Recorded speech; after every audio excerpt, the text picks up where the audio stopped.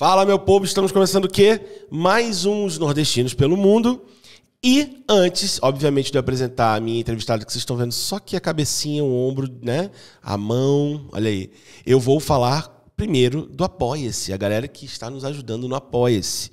Muito obrigado, comunidade. Inclusive, o nome de vocês vai aparecer agora na tela, certo? Você pode nos ajudar simbolicamente, com R$5, com R$10, com R$100, com R$1 milhão, o que couber no seu bolso. E se não estiver podendo, nesse momento, nos ajudar, não tem problema, você nos ajuda dando joinha, curtindo, compartilhando, comentando com amor, certo? Sem hate, por favor, a gente implora. E também quero agradecer. Lembrando que tem as recompensas, ó. Tem as canequinhas, a gente acabou de fazer o sorteio de fevereiro e de março, certo? Tem as canecas e vai ter blusa, mochila, toda a nossa linha da UNPM Store, que vai rolar aí mais pra frente. Mas, por enquanto, só as canequinhas, tá bom? De recompensa. E eu quero agradecer os nossos patrocinadores maravilhosos que permitem que a gente alugue um estúdio, que a gente tenha uma produtora, que a gente tenha um diretor de vídeo, certo? Que é a Sicredi Ceará, maravilhosa, que fez 30 anos agora. Eu estive no evento junto com meu amigo Braulio Bessa, que estará por aqui. Certo? Tenho que agradecer também o Mercadinho São Luís, o mercadinho mais sensacional desta cidade, que tem uma equipe maravilhosa de pessoas lindas e humanas que trabalham com a gente lá dentro. Felipe, Ana, enfim, amo vocês. Seguindo, eu tenho que agradecer também o Donkey Head do Fábio, gente boa. Donkey Head Maraponga e Donkey Head Aldeota, tá? Tem os dois lugares aí, se você é mais de lá, mais de cá, visita. Maravilhoso, tudo do bom e do melhor. E o nosso patrocinador internacional da Ilka, Brazilian Roots, direto de Amsterdã, que nos apoiou em Amsterdã, quando nós estivemos lá, na nossa turnê, e está nos apoiando aqui, o que é maravilhoso, inacreditável. Quando eu voltei para o Brasil, ela falou que ia continuar nos patrocinando aqui. Então, muito obrigado, Brazilian Roots, e a Vai Pra Marte, que é esse estúdio aqui que vocês estão vendo. Se você quiser gravar o seu podcast, o seu conteúdo aqui com o meu diretor lindo, com a minha diretora linda, enfim, com todo mundo, você entra em contato, aponta para o QR Code. O QR Code de todo mundo vai aparecer ao longo do podcast. Então você vai lá e dá amor, diz que veio daqui. Beleza? Tamo junto. E agora é chegada a hora da nossa entrevistada. Eu vou liberar os patrocinadores aqui na tela também. E eu estou com Gabi Dourado. Bate aqui, mulher. Como finalmente, tá? hein? Beleza? Rolou. Rolou. A gente se encontrava nos eventos e vamos nessa e tal. E aí chegou o dia, eu fiquei aqui apavorada, ansiosa, tá nervosa. insone, né? Falei de você pra minha psicóloga. E assim Caraca. a gente vai... Pronto, exatamente. Ó, e exatamente para isso que eu botei aqui na mesa hoje a nossa Aviador Prata. Ó, Aviador não patrocina a gente, mas já deveria. Porque eu já tomei uma cachaçada aqui com o Titela, que foi uma bela de uma publi espontânea. Mas, ó, essa aqui é a cachaça que venceu a competição de Londres. 2022, ó. Acho que é importante as pessoas saberem como é que é chique, né? Eu tô assim, me sentindo uma artista internacional, porque eu tô achando tudo muito chique, eu não tô acostumada com isso, não. A gente tenta. Daqui pra frente, eu não aceito nada menos do que Nada isso. menos do que isso. Nada menos do que isso. Tá Só doido, me chama se for pra ser assim. Café da manhã, uma cachaçinha. Diz que o brunch do cearense é uma panelada, né? Não é? O nosso café da manhã é uma talagada de cachaça. Gente, eu vou inaugurar a Ouro. A gente vai fazer um shot. E da última vez que a gente tomou shots... A Ouro não, a prata, macho. A prata, desculpa. É. A gente tomou shots com Titela numa caneca. Isso é errado.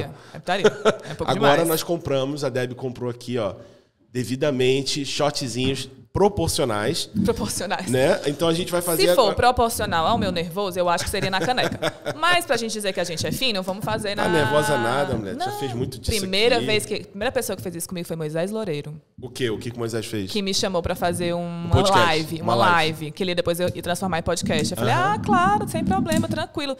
3 noites sem dormir, mesma coisa. 3 noites sem dormir, falei com a psicóloga, falei um monte de coisa. Super nervosa, ansiosa, com medo. Mas Moisés é isso, a gente tem que brother. ver. Ele é meu amigo também, virou meu amigo. Brother, também. já vai voltar aqui, já veio. Tá todo bombadíssimo em São Cara, Paulo. eu me orgulho que eu tô dele, ó.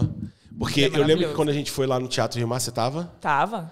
2 sessões lotadas. Eu tava. Foi na primeira ou na segunda? Foi na primeira. Eu também, então a gente não se esbarrou lá, não. Mas também tava lotado, né? Então, É verdade, porque estava lotado.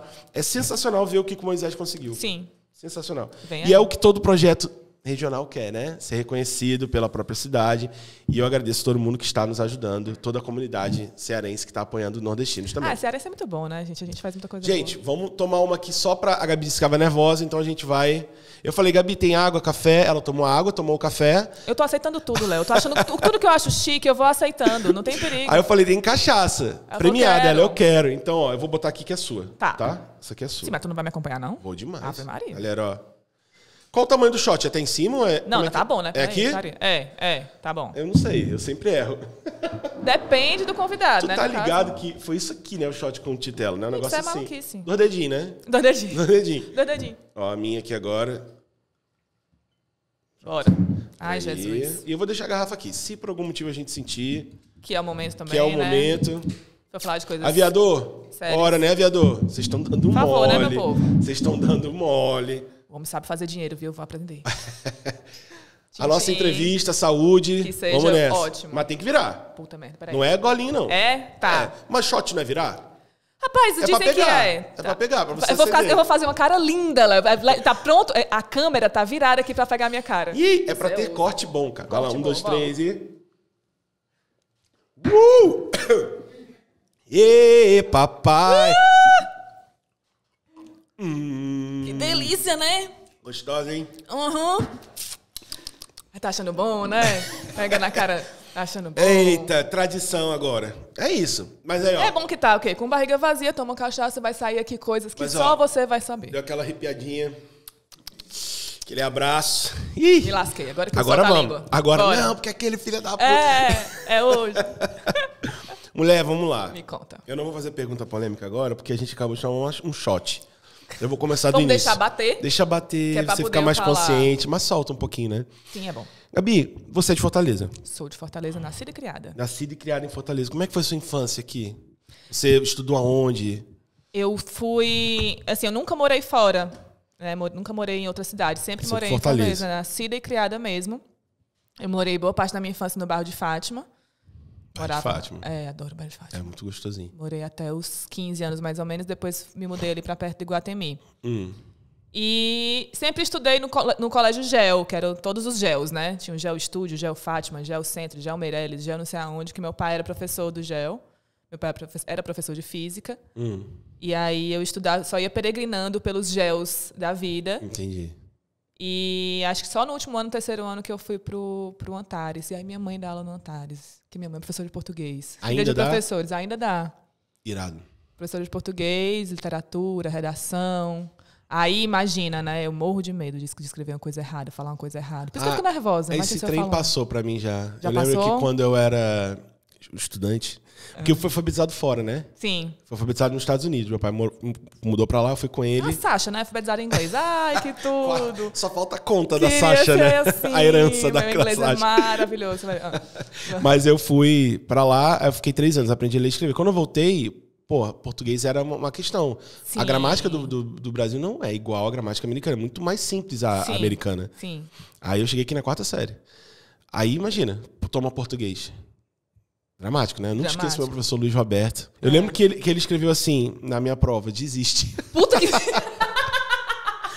Mentira. Desiste. Mentira. Não, mas era tipo, ele era um cara bem humorado.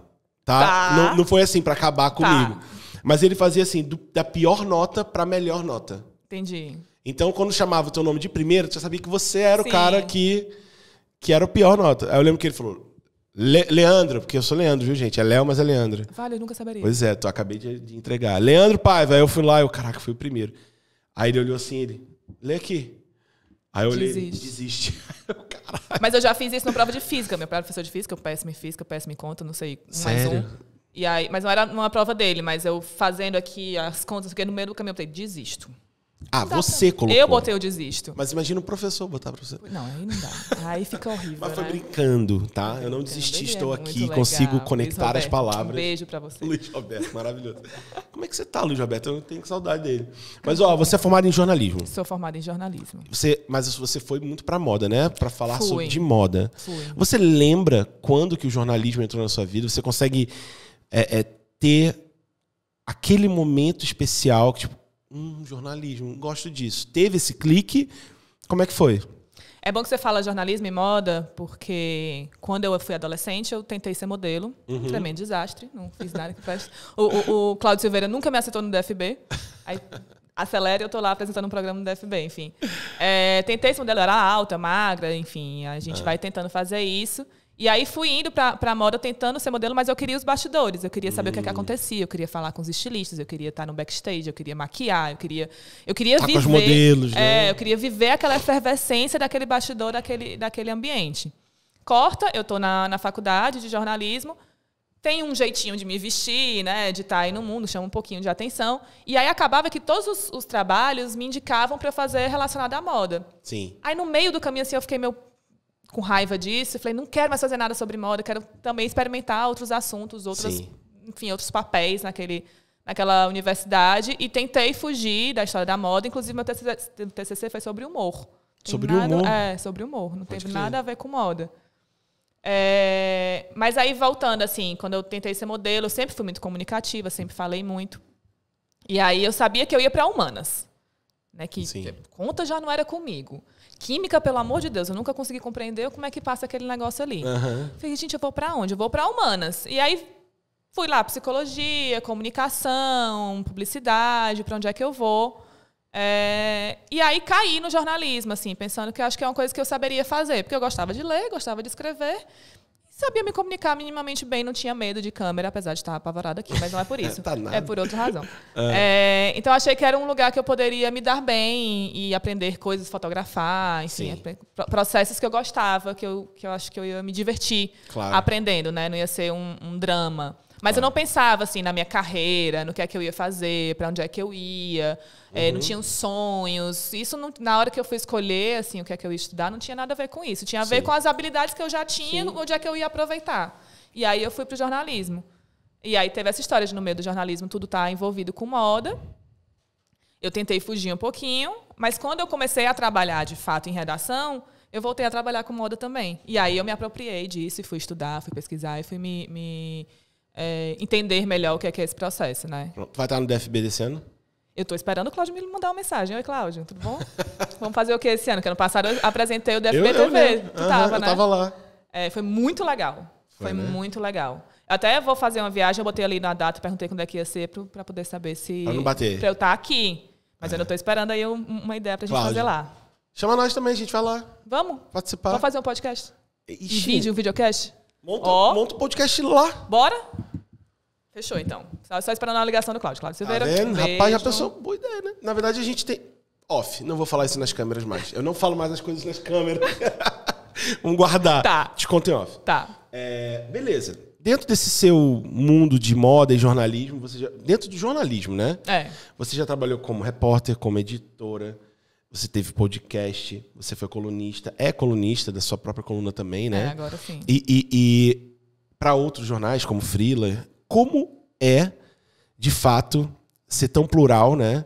E quais são as partes... Antes de perguntar quais são as partes que você mais gosta, eu quero ir de uma em uma. Tá. De eventos que você, né, que você fez. Melhor. Por exemplo, o Diz Mulher, que é um podcast. Eu lembro que eu conheci esse podcast quando eu fui... Não foi enquanto ele era vivo, né? Enquanto ele estava rolando ali. Na verdade, o podcast sempre é vivo, até quando ele acaba. Isso é legal do podcast, né? Justamente ele fica porque eterno, ele fica, né? Mas eu fui lá quando eu fui entrevistar a Pabili. Maravilhoso. Nutri Desconstruída. Não é? A Nutri Desconstruída. Quando a gente faz pesquisa, né, para entrevista, a gente assiste as outras entrevistas. Sim.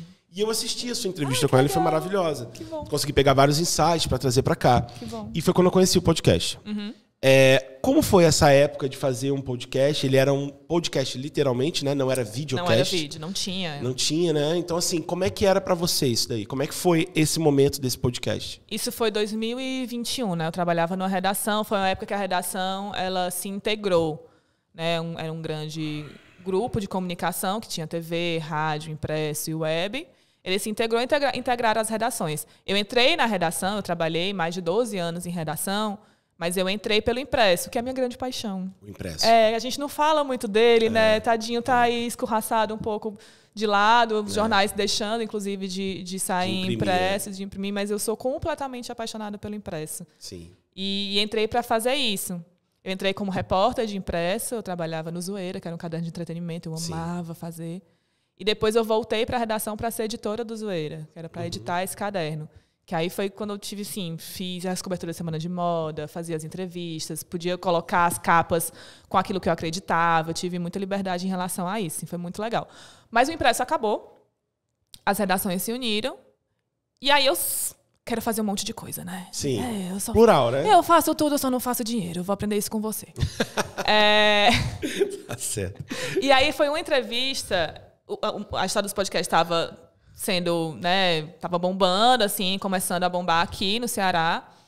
E aí eu joguei a ideia de fazer, estava começando a fazer lá na redação alguns projetos de podcast, e eu fiz uma entrevista com uma sexóloga cearense que tinha uma loja de vibradores com foco no prazer feminino. Sim. Então era uma história super legal. Como é o nome dela? Vou lembrar já. Mas a loja era Clímax. Tá. Maravilhosa, era uma história maravilhosa, super rica, ela era belíssima, ainda é, enfim. É que ela não tem mais a loja, ela trabalha realmente agora só como sexóloga. E aí ela foi na redação, e aí eu falei, vamos gravar essa entrevista? E gravei num gravador que tinha lá, no celular, nem me lembro mais.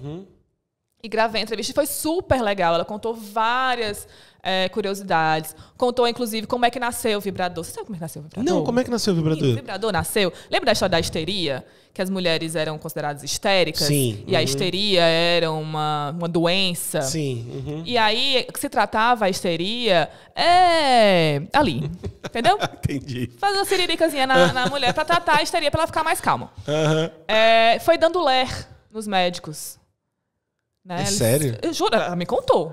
Caraca, eu não sabia ela disso. Ela é pesquisadora disso. Foi dando lé nos médicos e aí criaram um aparelho para poder fazer esse tratamento da histeria. O mundo corta e isso se torna o nosso instrumento de liberdade sexual, enfim, de prazer feminino sem precisar de ninguém. Né, o médico fazia isso? Fazia para tratar a histeria, porque mulheres que faziam qualquer coisa que era considerada fora do padrão do que eles esperavam de comportamento era considerada histérica.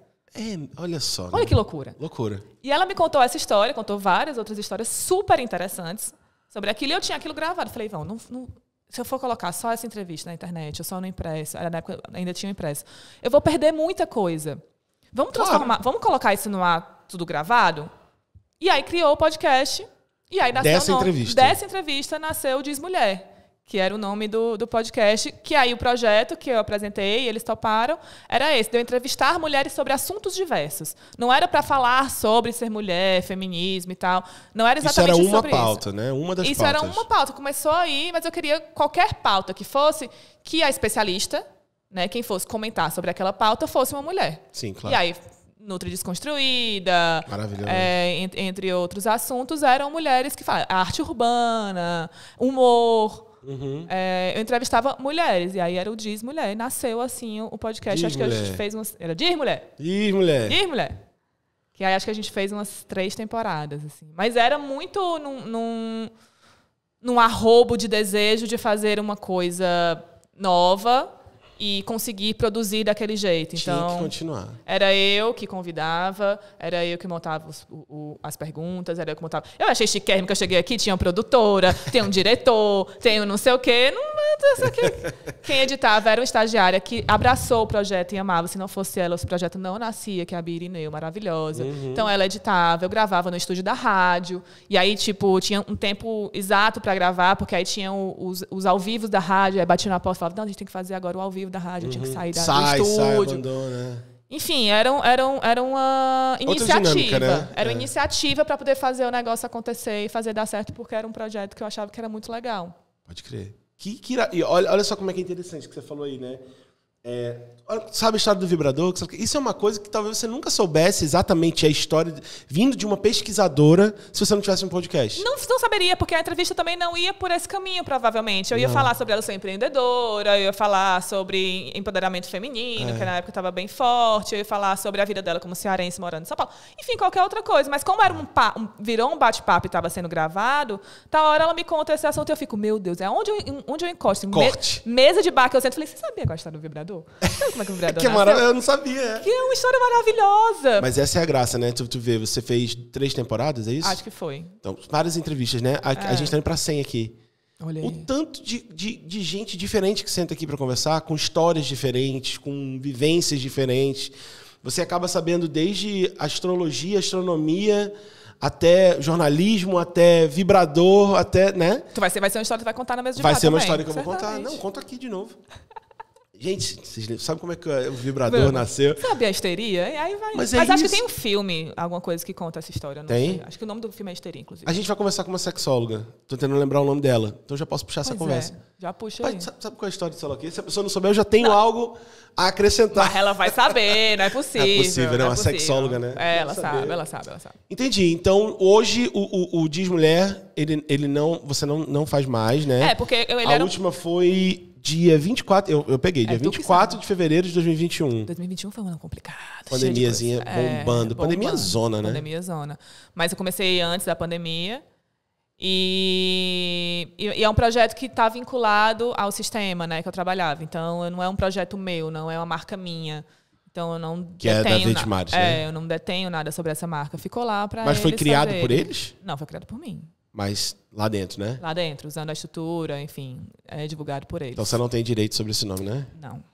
Bora liberar? Meu povo. Porque, né? Hoje, na era dos videocasts, um videocast desse seria maravilhoso. Mas eu vou usar o teu estúdio, tá? Porque eu não tenho nada. Pode Então, usar. pronto, Mas combinado. seria maravilhoso. Diz, mulher. Porra, Diz, mulher. Seria muito bom. Então, Eu adoro esse nome. pedimos a liberação em público aqui. Tô aguardando.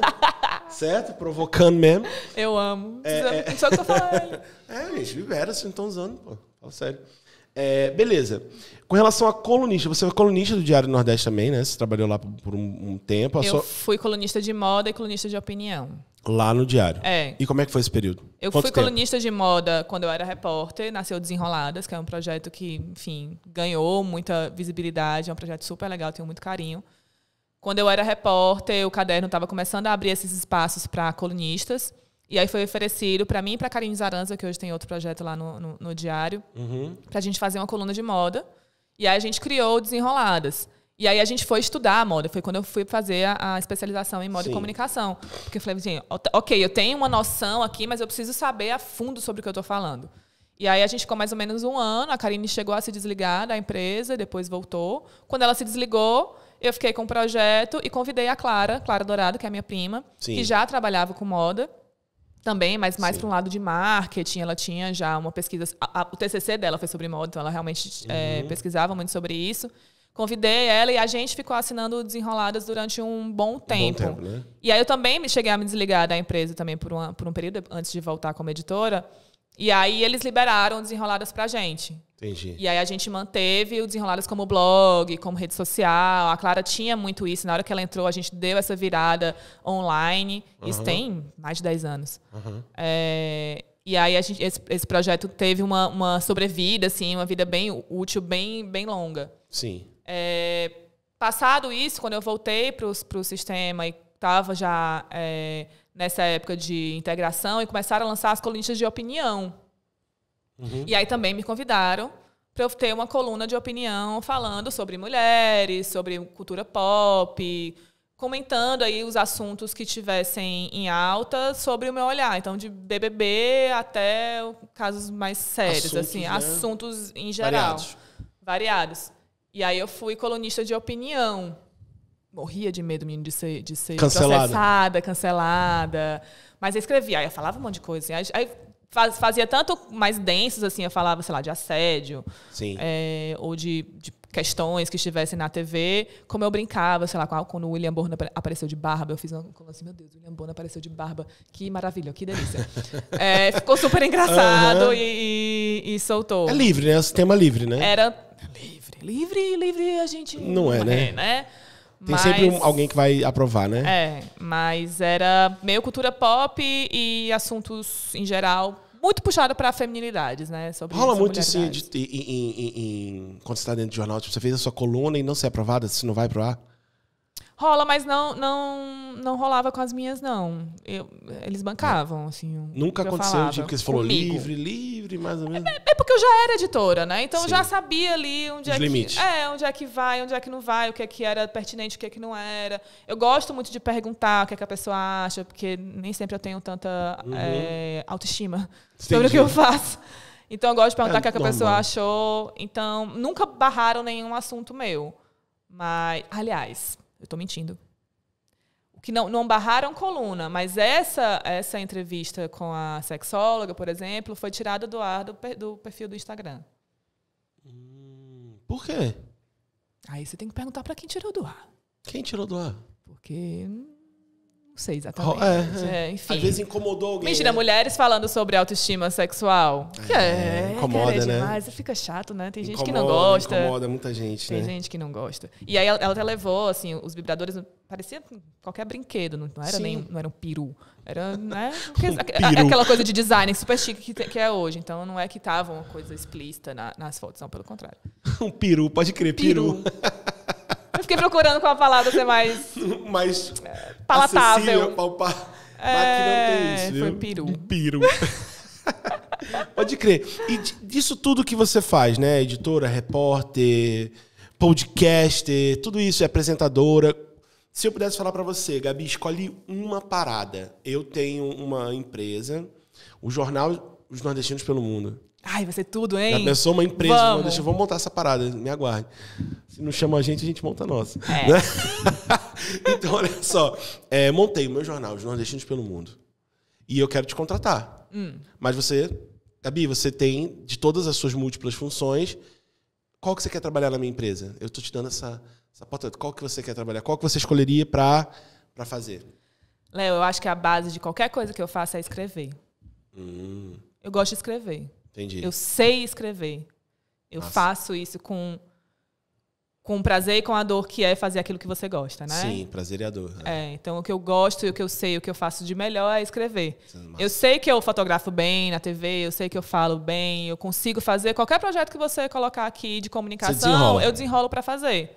Mas o que eu sei, o que eu gosto e o que eu me sinto viva fazendo é escrever. Mesmo não sendo a coisa mais glamurosa, não é o processo mais... Não é o que aparece mais para as pessoas. Isso depende do ponto de vista de quem vê, né? Porque porque a TV tem isso, eu confesso que eu acho super glamuroso escritor, eu acho lindo.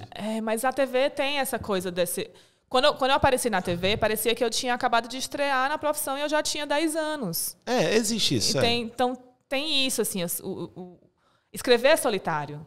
É verdade. Escrever é um processo extremamente solitário. E as palavras, né? E doloroso, e prazeroso em outros processos. Mas é solitário, ele não é glamuroso. Não. Ele é doloroso, ele é sofrível, mas é o que eu sei fazer, e é o que eu gosto de fazer, e é a base de qualquer coisa que eu faço. Porque se eu vou fazer alguma coisa para a TV, eu escrevo antes. Se eu vou fazer alguma coisa para a rádio, eu escrevo antes. Se eu vou fazer qualquer outra coisa, eu escrevo antes. Tudo nasce da escrita. Eu lembro que uma vez eu entrevistei o Ronaldo Fraga, e ele é estilista, ele faz roupas.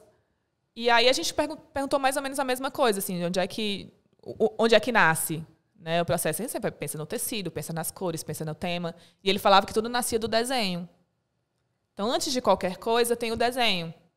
Antes dele fazer qualquer coisa super glamourosa que vai estar na passarela, tem o desenho.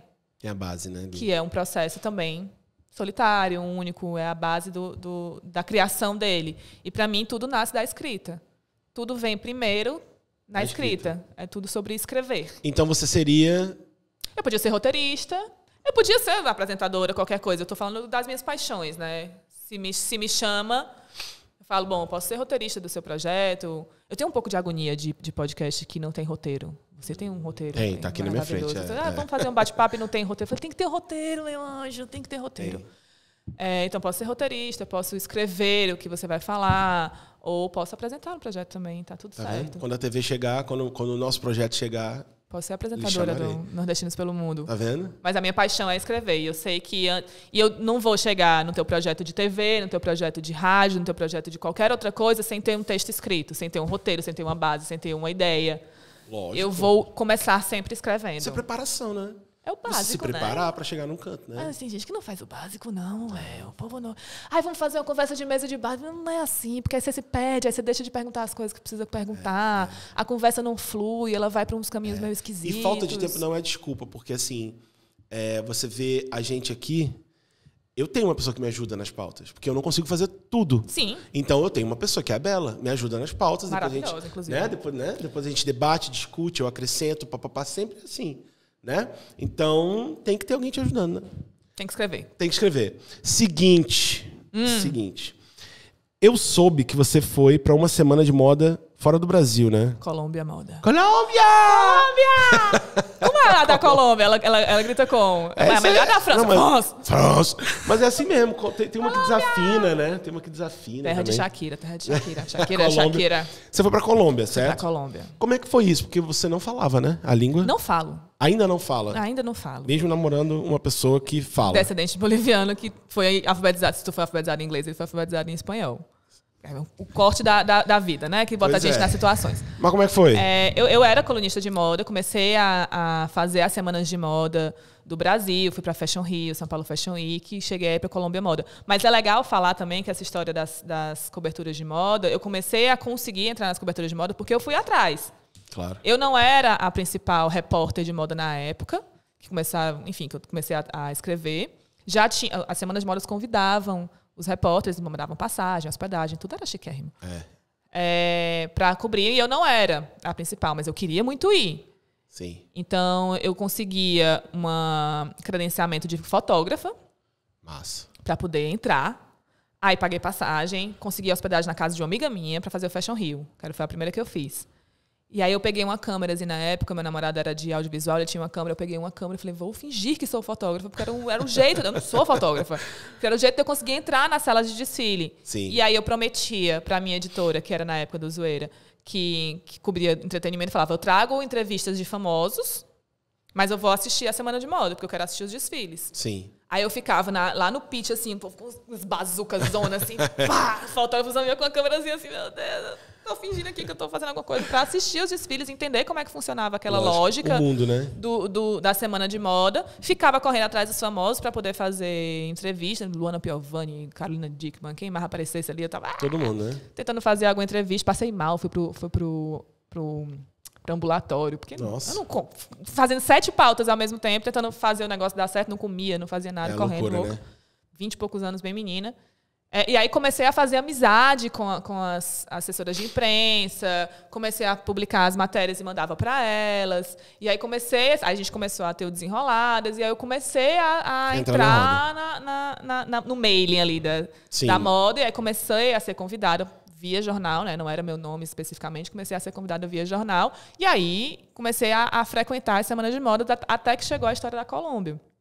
Chegou o convite, na verdade, para outra editora, e ela, muito gentil, falou, Gabi, a gente não tá mais com saco de fazer isso, acho que você tá aí super animada, você não quer ir? Eu falei, claro que eu quero. Oxi. Lógico que eu quero. Cadê minha passagem? E aí chegou isso com 3 meses de antecedência, mais ou menos. Então dava tempo de eu fazer um intensivão se preparar. De espanhol? Dava tempo. Mas não fez, né? O que é que eu fiz? Eu comprei um livro chamado Espanhol em 30 Dias.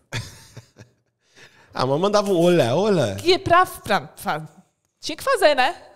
Livro espanhol 30 dias. Obviamente você não ia falar espanhol 30 dias, mas se você fizesse, podia ser que desenrolasse. Alguma coisa. Eu fiz um capítulo e falei, tô arrasando já. Peguei um Duolingo, fiz 2 etapas do Duolingo, falei, Poio é frango, ventana é janela. Graças, perdão, tá tudo certo. Olá, que tal? Tá tudo tranquilo, vou chegar lá, vou arrasar. Vai desenrolar.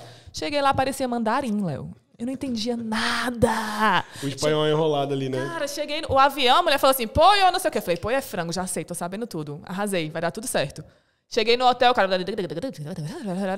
Puta merda, como é que eu vou fazer? Ele tá falando? Não faço a menor ideia, cara. Não entendia nada. Aí, primeiro desfile, falei, vou lá. Primeiro desfile, ajeitei minha câmera, ajeitei minhas coisinhas. Cheguei no desfile, não tinha cartão de memória. Tinha esquecido o cartão de memória no hotel. Isso é um clássico. Como é que eu vou pedir um cartão de memória se eu não falo uma palavra que a pessoa diz? Carzonzito. Desenrolei, consegui 2 cartões de memória. Olha aí, rapaz. Desenrolei, consegui fazer. Aí fiz a cobertura. Nos outros dias, a gente teve um passeio que tinha um bondinho e eu morro de medo de altura. Uhum. E aí a pessoa que estava do meu lado, eu me atraquei com a pessoa que estava do meu lado, assim, meu Deus do céu, eu não consegui falar nada com a pessoa. Eu falei, só me ajuda, por favor, tô com muito medo. Medo, por favor.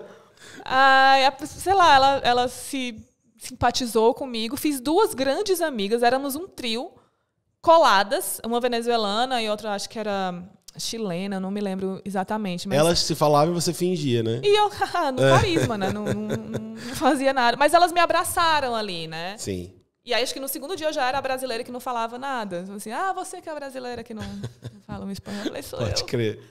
Mas elas me abraçaram e eu consegui fazer a cobertura. A gente saiu, a gente passeou, foi para praças, foi para restaurante, foi para tudo. Elas conversando entre si, conversando comigo, eu dando um jeito de conversar na linguagem do amor. Do amor, né? E do carisma. E aí consegui cobrir, porque no fim das contas também a linguagem de moda é uma outra linguagem, né? A linguagem subjetiva.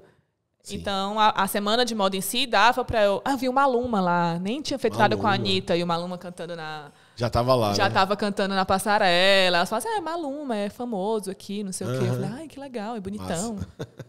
E consegui fazer desenrolando. E porque essas duas meninas me abraçaram muito e me ajudaram muito. Deu até um problema no meu voo, na volta, chorando no aeroporto. E ela desenrolando para mim, enfim... consegui essas amizades. Quanto tempo você ficou lá? 1 semana. Sim. 1 semana. Eu lembro, meu espanhol é tão ruim que eu no hotel, eu tinha cabelo grande, não tenho mais. Eu fui pedir um pente para pentear o cabelo, o cara subiu com um ferro de passar. De tão incrível que eu pedi o negócio, de como minha comunicação estava maravilhosa. Um pente. E eu, um ferro de passar, eu falei, puta, não, você vai, uma penilha. Eu falei, sim, uma peninha. Uma peninha? Penilha. Penilha. Alguma coisa assim. De tão... Tu é doido. Mas deu certo. Maravilhoso. Amei a Colômbia, Medellín. Você ficou em Medellín? Foi em Medellín. 1 semana. A brasileira eu maluca. lembro que você tá falando de espanhol ruim, eu fui pra Argentina. Teve uma vez que eu fui lá e eu tentando rasgar o portunhol, porque eu sou muito cara de pau. Não, o carisma a gente vai. A gente consegue. Mesmo, tipo, olha como estás bem tranquilo. E eu percebi que se você quer parecer mais, você tem que falar rápido. Sim. Tipo, eu tô falando aqui agora. Tranquilo, estamos bem, porque... Vai ter que colocar em 0.5. Eu sei que uma hora que eu tava... Hablando com o cara lá, hablando. Eu queria, por favor, Aí ele, português. Não tenta. Tu jogou português. Um cueca-cuela, não? Ele mandou um pra mim, português. Aí eu queria uma Coca-Cola. Eu sabia que era Coca-Cola. Tu ia mandar um cueca-cuela, não ia? Cueca-cuela. Cueca-cuela, certeza. Mas eu tava querendo rasgar o gaseosa. O que é gaseosa? Refrigerante. Eu aprendi, eu falei, eu vou rasgar esse gaseosa. Eu só queria usar apoio, foi a única coisa que eu aprendi. Só que o cara cortou eu tava vibe. Tentando, velho. Aí ele, português. Aí eu, caraca, velho, eu queria um refrigerante. Ele tá aqui, teu refrigerante. Chato. A galera falou pra mim assim, cara, às vezes você falar português é mais simples deles entenderem do que você ficar mandando esse portunhol bem doido. Mas aí a gente quer se divertir, A gente né? quer brincar, velho. A gente quer tentar ali alguma coisa, uma energia de comunicação ali. Lógico, bom demais. Um treinamento. Eu só não consegui fazer isso na França. Não tem como. Se você não entende nada, se você não tem nem... É porque o espanhol, ele é similar. Cara, mas quando eles falam muito rápido... É tipo alguém me ouvir falar aqui que eu tô falando na velocidade 2.0 do WhatsApp. Uhum. Se você não souber nada, não dá pra entender nada. Mas tu concorda que o espanhol é similar? Não, uma língua similar. Não, lógico, sim. Se você... Sim. Dá pra você brincar. Agora, tenta aí brincar de alemão francês. Não dá. Alemão, francês. Aí tu vai pra Barcelona, é misturado francês com espanhol, que é o catalão. Que vem um s'il vous plaît, que é um por favor, do s'il vous plaît com alguma coisa, você fica assim, cara... É bagunça, né? Eu não tô entendendo nada, já foi pra Barcelona. Mas pra França eu só volto... Frutos e verduras. Eu só volto pra França falando o mínimo de... Mas tu fala inglês, né, Léo? Sim, mas não dá muito certo lá na França inglês, não. A galera não é muito fã de que você fale. Isso é uma coisa já conhecida na França. Se chegar falando inglês, a galera tem que pelo menos dominar um pouquinho, assim, tipo... Aí tu compra francês em 30 dias. Aí tu francês em 30 dias. Vai dar certo. Faz ou pega aqui, né? Tu fala que ele traduz, mas agora tem, né? Agora vai. Mulher, você hoje tá freelancer. Freelancer. E quais são o ônus e o bônus da vida freelancer? Porque você trabalhou muito tempo em CLT e agora você tá freelancer. Uhum. Ônus e bônus de cada uma das realidades. Ai, Léo, tudo dependeria de qual época que a gente ia conversar, né? Tá. Se você falasse comigo há 1 semana, há 1 mês, eu ia contar uma história, hoje eu vou contar outra, talvez daqui a 1 mês eu contasse uma outra história. Nesse momento... Dia. De que dia é hoje? Hoje é dia... Estamos em março de marcar 2023. Na história. Março de 23. Estamos em março de 23. Eu me sinto respirando de novo e entendendo que eu posso fazer outras coisas, ter outros projetos, ter outros espaços, criar de outra maneira e ganhar dinheiro de uma outra maneira, né? Me sustentar de uma outra maneira. Claro. Mas como eu saí da faculdade e eu comecei a trabalhar muito cedo, com 16 anos eu já trabalhava, e assim que eu saí da faculdade eu entrei num jornal e fui CLT durante, sei lá, 12 anos, 13 anos, eu sempre faço a conta diferente. Você acostumou, né, com essa... Eu acostumei com essa segurança, com esse processo, com tudo, que eu acho essencial, inclusive, assim, reforçar que tudo que é da CLT é uma conquista do trabalhador brasileiro. Então, assim, eu detesto aquele discurso do largue a sua CLT e seja empreendedor e ganhe muito mais dinheiro e seja isso, seja aquilo, porque eu acho que nem todo mundo tem essa veia. Não é e nem é pra gente demonizar. Pelo contrário, a CLT ela é uma conquista do trabalhador brasileiro, ela garante os nossos direitos como trabalhador. Justo. Então, eu detesto demonizar isso. Eu entendo que eu estou num outro momento que talvez não coubesse esse formato. Mas eu sinto como freelancer que é essa montanha-russa, mas uma montanha-russa mesmo, que é tipo muito alto ou muito baixo. Então eu tô fazendo várias coisas massa, incrível, que legal, tô ganhando uma grana, tô viajando, tô fazendo outra coisa, posso ter meu momento, posso ter meus horários, me organizo, faço projetos com várias pessoas diferentes, faço coisas diferentes, que legal. E depois eu tô, meu Deus, como é que eu vou pagar o meu aluguel? E o que é que eu vou fazer? Para onde é que eu vou? Onde é que eu tô? Eu tô cansada se eu adoecer, sabe? Enfim. Tem essa questão. Então, é esse alto e baixo que é muito intenso e que eu ainda estou num processo de me acostumar e de entender como é que tem que lidar com isso. Ser organizada financeiramente, ser organizada nos seus horários, trabalhar de casa, para mim é super difícil. Eu sinto muita falta de sociabilidade, né? É muito fácil você perder o foco. Então, eu tô... tentando aprender ainda isso e acho que vou cortar um dobrado durante um bom tempo, mas tem o ônus que é muito legal de você, primeiro, poder fazer muitas coisas diferentes. Mais liberdade, né? Mais liberdade. Liberdade de horários, liberdade de você... Geográfica, às vezes. Geográfica, né? E de você também criar projetos e fazer outras coisas e se ver em lugares diferentes. E isso é muito, muito, muito, muito, muito legal. E eu estou experimentando isso. Mas eu sou super fã de CLT. Eu sou defensora e ferrenha da CLT. E o que você falou é verdade. Assim, você romantizar o empreendedorismo é errado. Porque, assim, não é romântico. Vou ser bem sincero. Assim, eu sou empreendedor porque, tipo, na verdade, eu tenho a minha empresa e tal, mas não é nada romântico. E tem muita coisa que a gente chama de empreendedorismo e é precarização, né? Exatamente. Então, são coisas diferentes. É muito complicado. Você tem os seus desafios como empreendedor. Às vezes, é a mesma montanha-russa. Hoje está bem... Vou te dar um exemplo da agência de marketing. Antes da agência de marketing, estava numa parada. Veio a pandemia, como é que eu pago a galera? Como é que eu pago as contas? Sim. Como é que eu pago tal? É tudo muito... Tem que ser para você. Sim. Entendeu? Por isso que não pode, como você falou, demonizar nada, né? Sim. O CLT tem o seu valor, o empreendedorismo tem o seu valor, mas você tem que se sentir pertencente. Você não pode cair nesse papo coach de largue tudo e tem horror aí. Queime 30 pontes e fique sem nenhuma. Calma, cara. Tem conta, tem boleto. A gente tá no Brasil, né? É de Brasilzão. Não é simples assim, mas faz sentido. É isso. Ó, seguinte. Tem uma questão aqui que eu vou trazer para você. Como repórter. Tá. Vamos lá, eu já entrevistei aqui um bocado de gente. Tá. Você também já conversou com um monte de gente, já entrevistou gente. Muita gente. Né? Inclusive lá no seu podcast, a última foi a Débora Dolabella, né?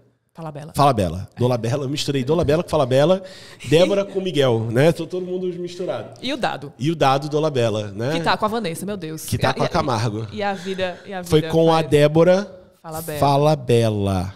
Beleza? Eu nem lembrava, Léo. Que bom que você fez a pesquisa. A gente foi, eu fui lá ver. Que foi até que tava com máscara e tal. Foi uma entrevista que, né, que você até fala no início, galera, a entrevista tá com máscara e tal. Eu tava na redação, né? Foi, que era na pandemia, né? No auge ali. É.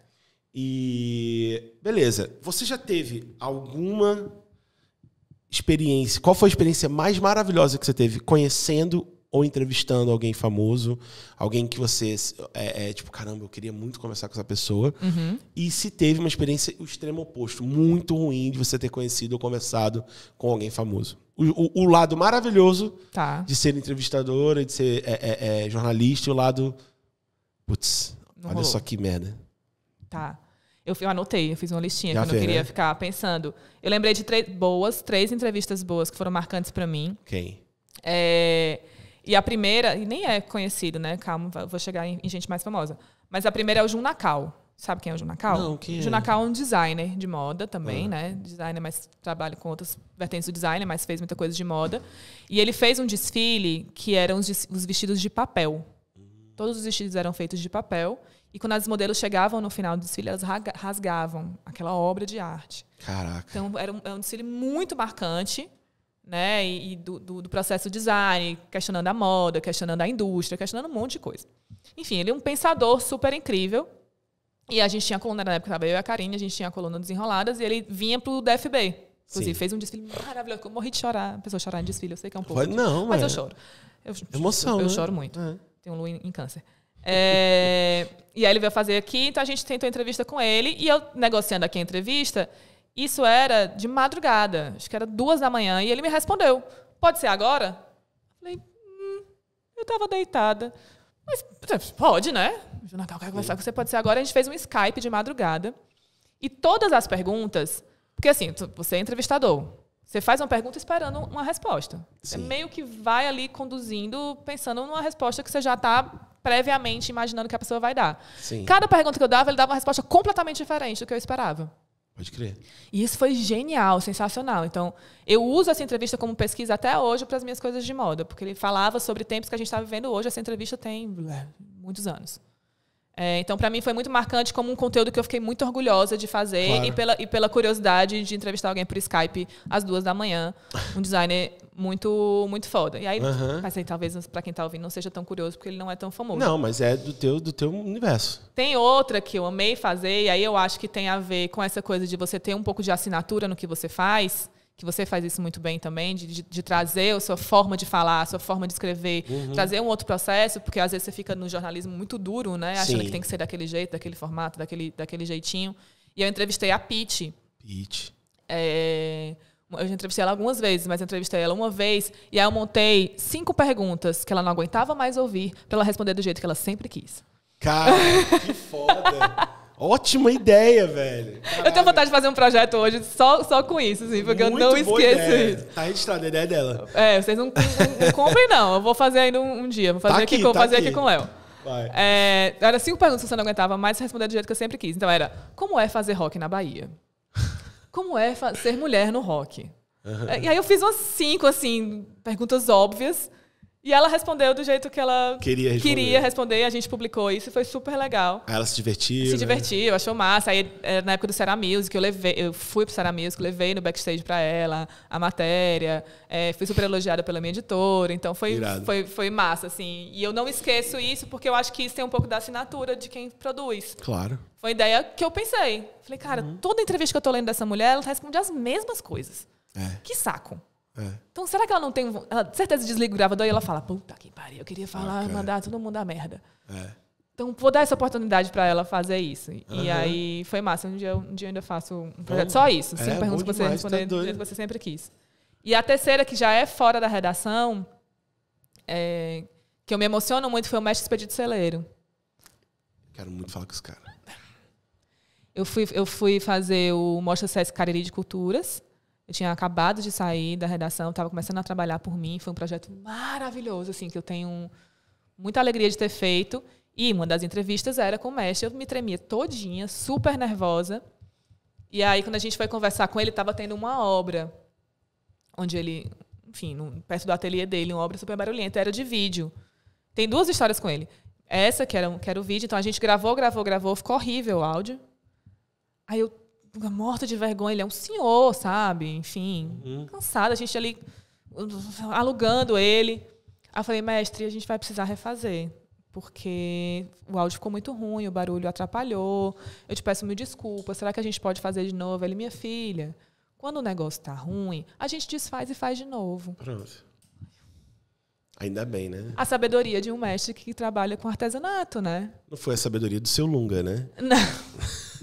Né? Porque a sabedoria seria diferente. Mas o mestre que faz aquilo com a mão, ele sabe que quando tá ruim, ele tem que desfazer e fazer de novo. Lógico. E ele teve essa gentileza no olhar de fazer isso pelo outro. Então eu aprendi muito. Ele cuidou de você ali, né? Do teu trabalho, né? Ele tinha consciência de que era o meu trabalho, o trabalho dele, e como é um processo. Às vezes as coisas dão ruim no meio do caminho, a gente precisa refazer. E por mais constrangimento que cause, acontece. E ele teve essa sabedoria, essa gentileza. Muito legal isso. Mas aí você falou do seu Lunga, porque um pouco antes eu falei, mestre, a gente vai fazer a entrevista falando que os mestres da cultura trazem as pessoas para visitar o Cariri. Elas vêm pelas pessoas, não só às vezes por uma obra, por um lugar, enfim, por uma paisagem. Elas vêm pelas pessoas. Então as pessoas, a grande maioria, vem para Nova Olinda para ver o senhor. Ele falou, não posso dizer isso. Não tem condição, não posso dizer isso. Não, as pessoas vêm para Nova Olinda porque é maravilhoso, porque tem isso, porque tem isso. Aí eu falei, mas você não acha? Ele, não posso dizer isso, não posso dizer isso. Eu, tá bom. Fiz a entrevista, ele falou da forma como ele queria, né? Falou da cidade, falou de tudo bem direitinho. Quando a gente desligou, ele falou, o povo vem aqui para me ver, minha senhora. Mas eu não vou falar um negócio desse. Tá falado agora. Quando desligou, ele falou assim, eu sei que o povo vem aqui para me ver, mas eu não vou dizer um negócio desse, porque assim que fica chato, fica me achando, parecendo que eu sou uma grande celebridade. Não é, mas eu sei que o povo vem aqui para me ver. Eu falei, pode crer. Ou seja, ele tem um media training. Tem, né? Próprio, uma sabedoria do artesanato. Tem a noção, né? Ele tem muita coisa, uma sabedoria imensa que me ensinou em, sei lá, 50 minutos que eu fiquei lá. Muito e aí eu saí, aí eu sentei assim, fiquei chorando. Falei, meu Deus, eu tô com o mestre Expedito, que é nosso grande mestre. Ele é né, sensacional. do artesanato. Então, mundialmente conhecido, cara, é foda. São 3 entrevistas que me marcaram. E aí E a paia? A paia. Acho que a gente esquece as coisas paia, assim. Mas eu lembro... Uma das coisas que eu acho que... Não é que é paia. Eu guardo com muito carinho no meu coração, que eu já levei um fora da Suzana Vieira. Ixi, parece que é padrão, né? Se você leva um fora da Suzana Vieira, você é um excelente repórter de entretenimento, porque é esse o processo. Eu fazia Criança Esperança, essas coisas, né? E aí tinha uma multidão de famosos, né? Era só famoso. Eu ficava, meu Deus, todo mundo. E aí, Suzana Vieira estava lá, eu perguntei, acho que era na época de algum namorado dela, alguma coisa assim. E ela, não vim falar sobre isso. Não, eu vim falar sobre Criança Esperança, não sei o que, essas besteiras. Me deu um grande fora, aí eu, tá bom.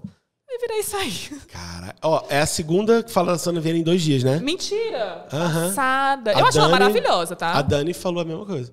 Mas ela me deu um grande fora e eu carrego com muito carinho por mim. Eu fico pensando, bom, se você é um repórter de entretenimento, de televisão, você é certeza que tem que levar um fora da Suzana Vieira. Ela é maravilhosa, mas ela passa, né? Acho que ela pode passar. Acho que se eu fosse Suzana Vieira, eu também passaria. Rapaz, o que ela fez com aquela menina no video show, fiquei muito arrasado, ó. Foi triste. Mas depois virou meme, né? Vai que ela também leva. Eu fiquei arrasado, tirar o microfone da mão da menina. Tem paciência pra quem tá começando. Tem paciência pra quem tá começando, acabou com a menina ali. Foi. Mas então, era muito legal. Tu levou dela. É esse que tu lembra? É esse que eu lembro, que eu levei esse fora e achei engraçado, assim. E eu lembro nessa época dos Criança Esperança, tudo que era um festival de famoso. Aí tinha isso, né? Famoso foi mais legal. Famoso eu achava que era legal, foi meio esquisito. E o cara mais legal, o cara mais legal pra mim do showbiz é o Lázaro Ramos. Assim. Ele é o cara mais legal do mundo. Do mundo. Ai, meu sonho. Ele já me deu... E ele também já me deu uma... Tem o zap dele, não? Queria. Eu tenho o zap de outros. Mas ele já me deu uma chamada... Não foi pra mim, né? Foi na entrevista que eu tava assistindo, mas eu levei pra mim, pois. Mulher Branca. Que era um evento sobre racismo. E aí, todo mundo estava falando sobre o assunto. Uma mulher preta puxou a chamada, falando, olha, eu passei por essa dor, passei por uma situação assim, né? E aí ele pegou o microfone e falou assim, eu acho tão desconfortável que quando a pauta é racismo, só as pessoas pretas levantam para contar suas histórias de dor. Não tem nenhuma pessoa branca para falar sobre quando ela foi racista com alguém, para contar quando ela provocou a dor em alguém. Por que a gente sempre conta nossas histórias de dor? Eu quero contar minhas histórias de vitórias, minhas alegrias, minhas conquistas. Eu não quero estar sempre contando minhas histórias de dor. E eu fiquei assim, puta merda, levei uma na cara, assim, que aprendi em 2 segundos. Assim. Ele é muito foda. Mas é o cara mais legal de todos. Mais simpático, mais gentil, olha no olho, conversa com você. Por mim, só entrevistava ele, que era um cara muito, muito legal. Aquele time ali, eu admiro demais. Ele, o Britia e o Wagner Moura. Wagner Moura também fala com você olhando nos olhos, assim. Você vai ficando um pouco, meu Deus do céu, onde eu vou? É Wagner Moura, né? É Wagner Moura, né? Eu já tô falando, vou dizer isso de novo aqui. Você que eu faço entrevista, faz entrevista. Eu preciso terminar jornalismo, eu comecei e não terminei. Mas faço trabalho de comunicação, né? Sim. O dia que o Wagner Moura sentar aí, bicho, eu não sei o que acontece comigo. Amigo, tu se treme todinho. Eu vou precisar de alguma... 7 talagadas que vai tomar desse negócio aqui. Porque eu sou muito fã. Ele olha no seu olho, ele reflete sobre a sua pergunta, ele responde calmamente, prestando atenção no que ele está falando, enquanto você está derretendo e virando uma lesma, assim, de... Agora, mulher, eu até me emociono, porque eu tava vendo ontem o Vênus. E elas entrevistaram quem? Quem? Chris Martin, do Coldplay. Eita. Quando que você, num podcast nacional, vai imaginar que, sei lá, um Chris Martin vai sentar, um Dave Grohl do Foo Fighters, um Paul McCartney? Você... É quase que utópico. Quando você cria alguma coisa assim, você não tá pensando... É utópico. Aí, quando eu vi aquilo, eu falei, caralho, foda. Eu fiz um post e falei sobre isso. Eu falei, galera, a gente vibrar a conquista de outras pessoas que fazem a mesma coisa que você é fundamental. Porque senão você vira... O teu ego fica deste tamanho, só você importa, mas ninguém importa. É uma indústria complicada. Não é? Aí eu fiz um post pra Vênus. Eu falei, gente, muito obrigado pela inspiração. Porque eu sonho em conversar, pra mim, o meu sonho máximo de fazer uma entrevista tem nome. Máximo. O nome máximo que eu penso em conversar se chama Wagner Moura. E não é tão difícil, né? Você sabe que não é. Pois é, eu não sei. Não é? Claro que não, gente. Ele é um cara super legal, acessível. Porque o homem não não tem... pena. O homem não tem... Porque assim, hoje o Fala Wagner com Moura... Carim. Carim Ainu. É, né? Vê se consegue um contato aí. O Wagner Moura, ele é... Eu tenho certeza que se ele souber do projeto, da missão do projeto, ele cola. Mas assim... Aquela fala assim, ele veio como se fosse muito amiga. Mas, enfim, Mas o cara, hoje ele é um astro internacional, né? O cara, bicho, é muito internacional. Que todo mundo quer o cara no... Na época a gente entrevistou, ele tava lançando o Praia do Futuro, que era do Carim, né? Então ele veio pro lançamento do Praia do Futuro, a gente foi assistir no cinema, ele tava lá, a gente puxou aqui no cantinho. Conheço, fiz pauta com ele também, maravilhoso. Produzi umas fotos do Carim. Né? Mas ele não é meu amigo, não. Eu conheço só de dizer que eu já fiz alguma coisa. Me ajuda. É maravilhoso. Nem você também. Aí sim, viu? Né? Que é maravilhoso. Respeite, viu? Quando também chegar o Carim aqui. É porque tem certas figuras que você é muito fã e admira demais, que quando a pessoa sentar na tua frente... Né? Você, como jornalista, você tem que segurar a tua onda. Você vai acabar... Wagner, primeiro, macho, sei não. Eu conversava com todo mundo, mas a única pessoa que eu fiquei nervosa, assim, de conversar, e eu não conversei, foi a Sônia Braga. É mesmo. Só porque é a Sônia Braga, né? Porque é a Sônia Braga. Ela tava num hotel, alguma coisa que eu fui... não lembro mais do projeto. E ela tava paradinha, assim, olhando pro tempo. E ela é pequenininha, eu sou grandona, né? Ela é pequenininha. Mas a mulher é imensa, né? Numa luz, assim, parecia que tinha uma luz ao redor dela. E eu fiquei olhando e babando. Eu não tive coragem de chegar perto, porque pra mim era uma entidade. Assim, eu não vou chegar perto dela. Eu não entrevistei e voltei sem a pauta. Acontece. Porque eu ia chegar nela e ficar... Sônia... A gente tem que aprender, né? Até a Alice Braga também. Nossa, maravilhosa. Mas ela é mais acessível, né? Sim, porque uma é um mito e a outra tá virando, tá chegando. Que é outra que tem uma carreira internacional animal também. Sim. Cada vez mais artistas daqui estão se aventurando, não é a palavra, estão se jogando no mundo internacional, né? O Wagner hoje é um dos maiores, né? O Wagner, o Rodrigo Santoro, né? O Lázaro, como diretor agora começando, né? Assim, o filme dele que ele fez agora. Sim. Eu fiz a entrevista Medida Provisória. Tu assistiu? Assisti no cinema. Sensacional. Eu fiz o Lázaro é um cara que eu sou entrevistar, né? Eu fiz a entrevista quase todinha no voo de volta. Eu tava voltando da turnê da gente, dos nordestinos em Amsterdã e na Islândia. Aí, na volta, tinha lá, Medida Provisória. Né? Tava no cinema ainda, mas tinha no voo. Falei, cara, é agora. Aí eu peguei meu caderninho, meu celular, assistindo o filme e fazendo a entrevista. Ai, Já sonhando. Tipo, não, essas perguntas serão feitas. Em algum momento. É muito massa que tu vislumbra, né? Já tá lá. Você chega lá. Lázaro, Wagner, Brit, toda essa galera eu quero conversar com, eu sou apaixonado. Eu lembrei de uma pessoa paia também, outra. Quem? Eu não vou falar o nome, mas... Não vai falar? Não vai entregar esse corte, né? Ela foi muito... Porque, enfim, é paia. Mas ela foi muito paia comigo. Ela me deu um chá de cadeira de 4 horas. Só em off a gente sabe. Fala. Mas eu vou falar uma característica, vai quem quiser pesquisa. Ela me deu um chá de cadeira de 4 horas. E aí consegui conversar com ela. Ela sentada, ela me vivendo lá e não quis falar comigo. E foda-se, Aí tá a hora quando eu consegui falar com ela, acho que nem era tatuada na época, mas ela tinha uma tatuagem que era de uma frase em alguma língua que eu não conheço. E eu fiz a bendita pergunta, né? O que é que tá escrito aí? E aí? E ela foi tipo assim, a curiosidade matou o gato. Uma coisa assim, ela fez tipo, a curiosidade... Meu, pau no cu de quem tá lendo, mas não lembro se foi exatamente isso que ela falou, mas foi mesmo. A curiosidade matou o gato. Aí eu... Que pessoa ótima. E realmente era isso. Claro que não! Ela tava só de putaria contigo. Ela tava sendo paia comigo, assim, tipo... Ah, porra, seja educada. E aí eu falei... é uma coisa minha. Eu boto aqui, mas eu não falo. Então, podia ser... Viu, meu amor? Não vou... Eu vou guardar essa aqui pra mim só, tá? Mas ela pegou assim, ficou tipo... problema de quem perguntou. Sabe? Como se ela tivesse... E eu... que engraçadinho. E como é que tu fez? Aí continuei conversando com ela. Aí eu falei, muita gente diz que a gente é parecida. Aí ela... Será? Você acha? Aí eu... É mesmo, Meu amiga. Deus, que coisa. Foi ótimo, mas foi muito gostoso. Eu fiquei me sentindo muito bem. Foi assim, maravilhoso. Maravilhoso. Nunca mais falei com esta maravilhosa, linda. Que é uma excelente atriz, mas não foi muito legal comigo, não. Que comecem as pesquisas. Né? Comecem a ver. Pior que eu tenho essa carinha de nós todos, eu pareço com tanta gente, você pode ir pra vários nomes. Carinha de nós todos, porra. Pronto, vamos lá. Vamos. Passando aí pelo paia, pelo maneiro, teve boas respostas. Uhum. Queria falar sobre um assunto que a gente conversou em off e tal. Teve um período na sua vida que foi mais difícil, né? De todos nós, né? De todos nós, mas tem um período na sua vida que foi mais difícil, que você pediu demissão da empresa que você estava, né?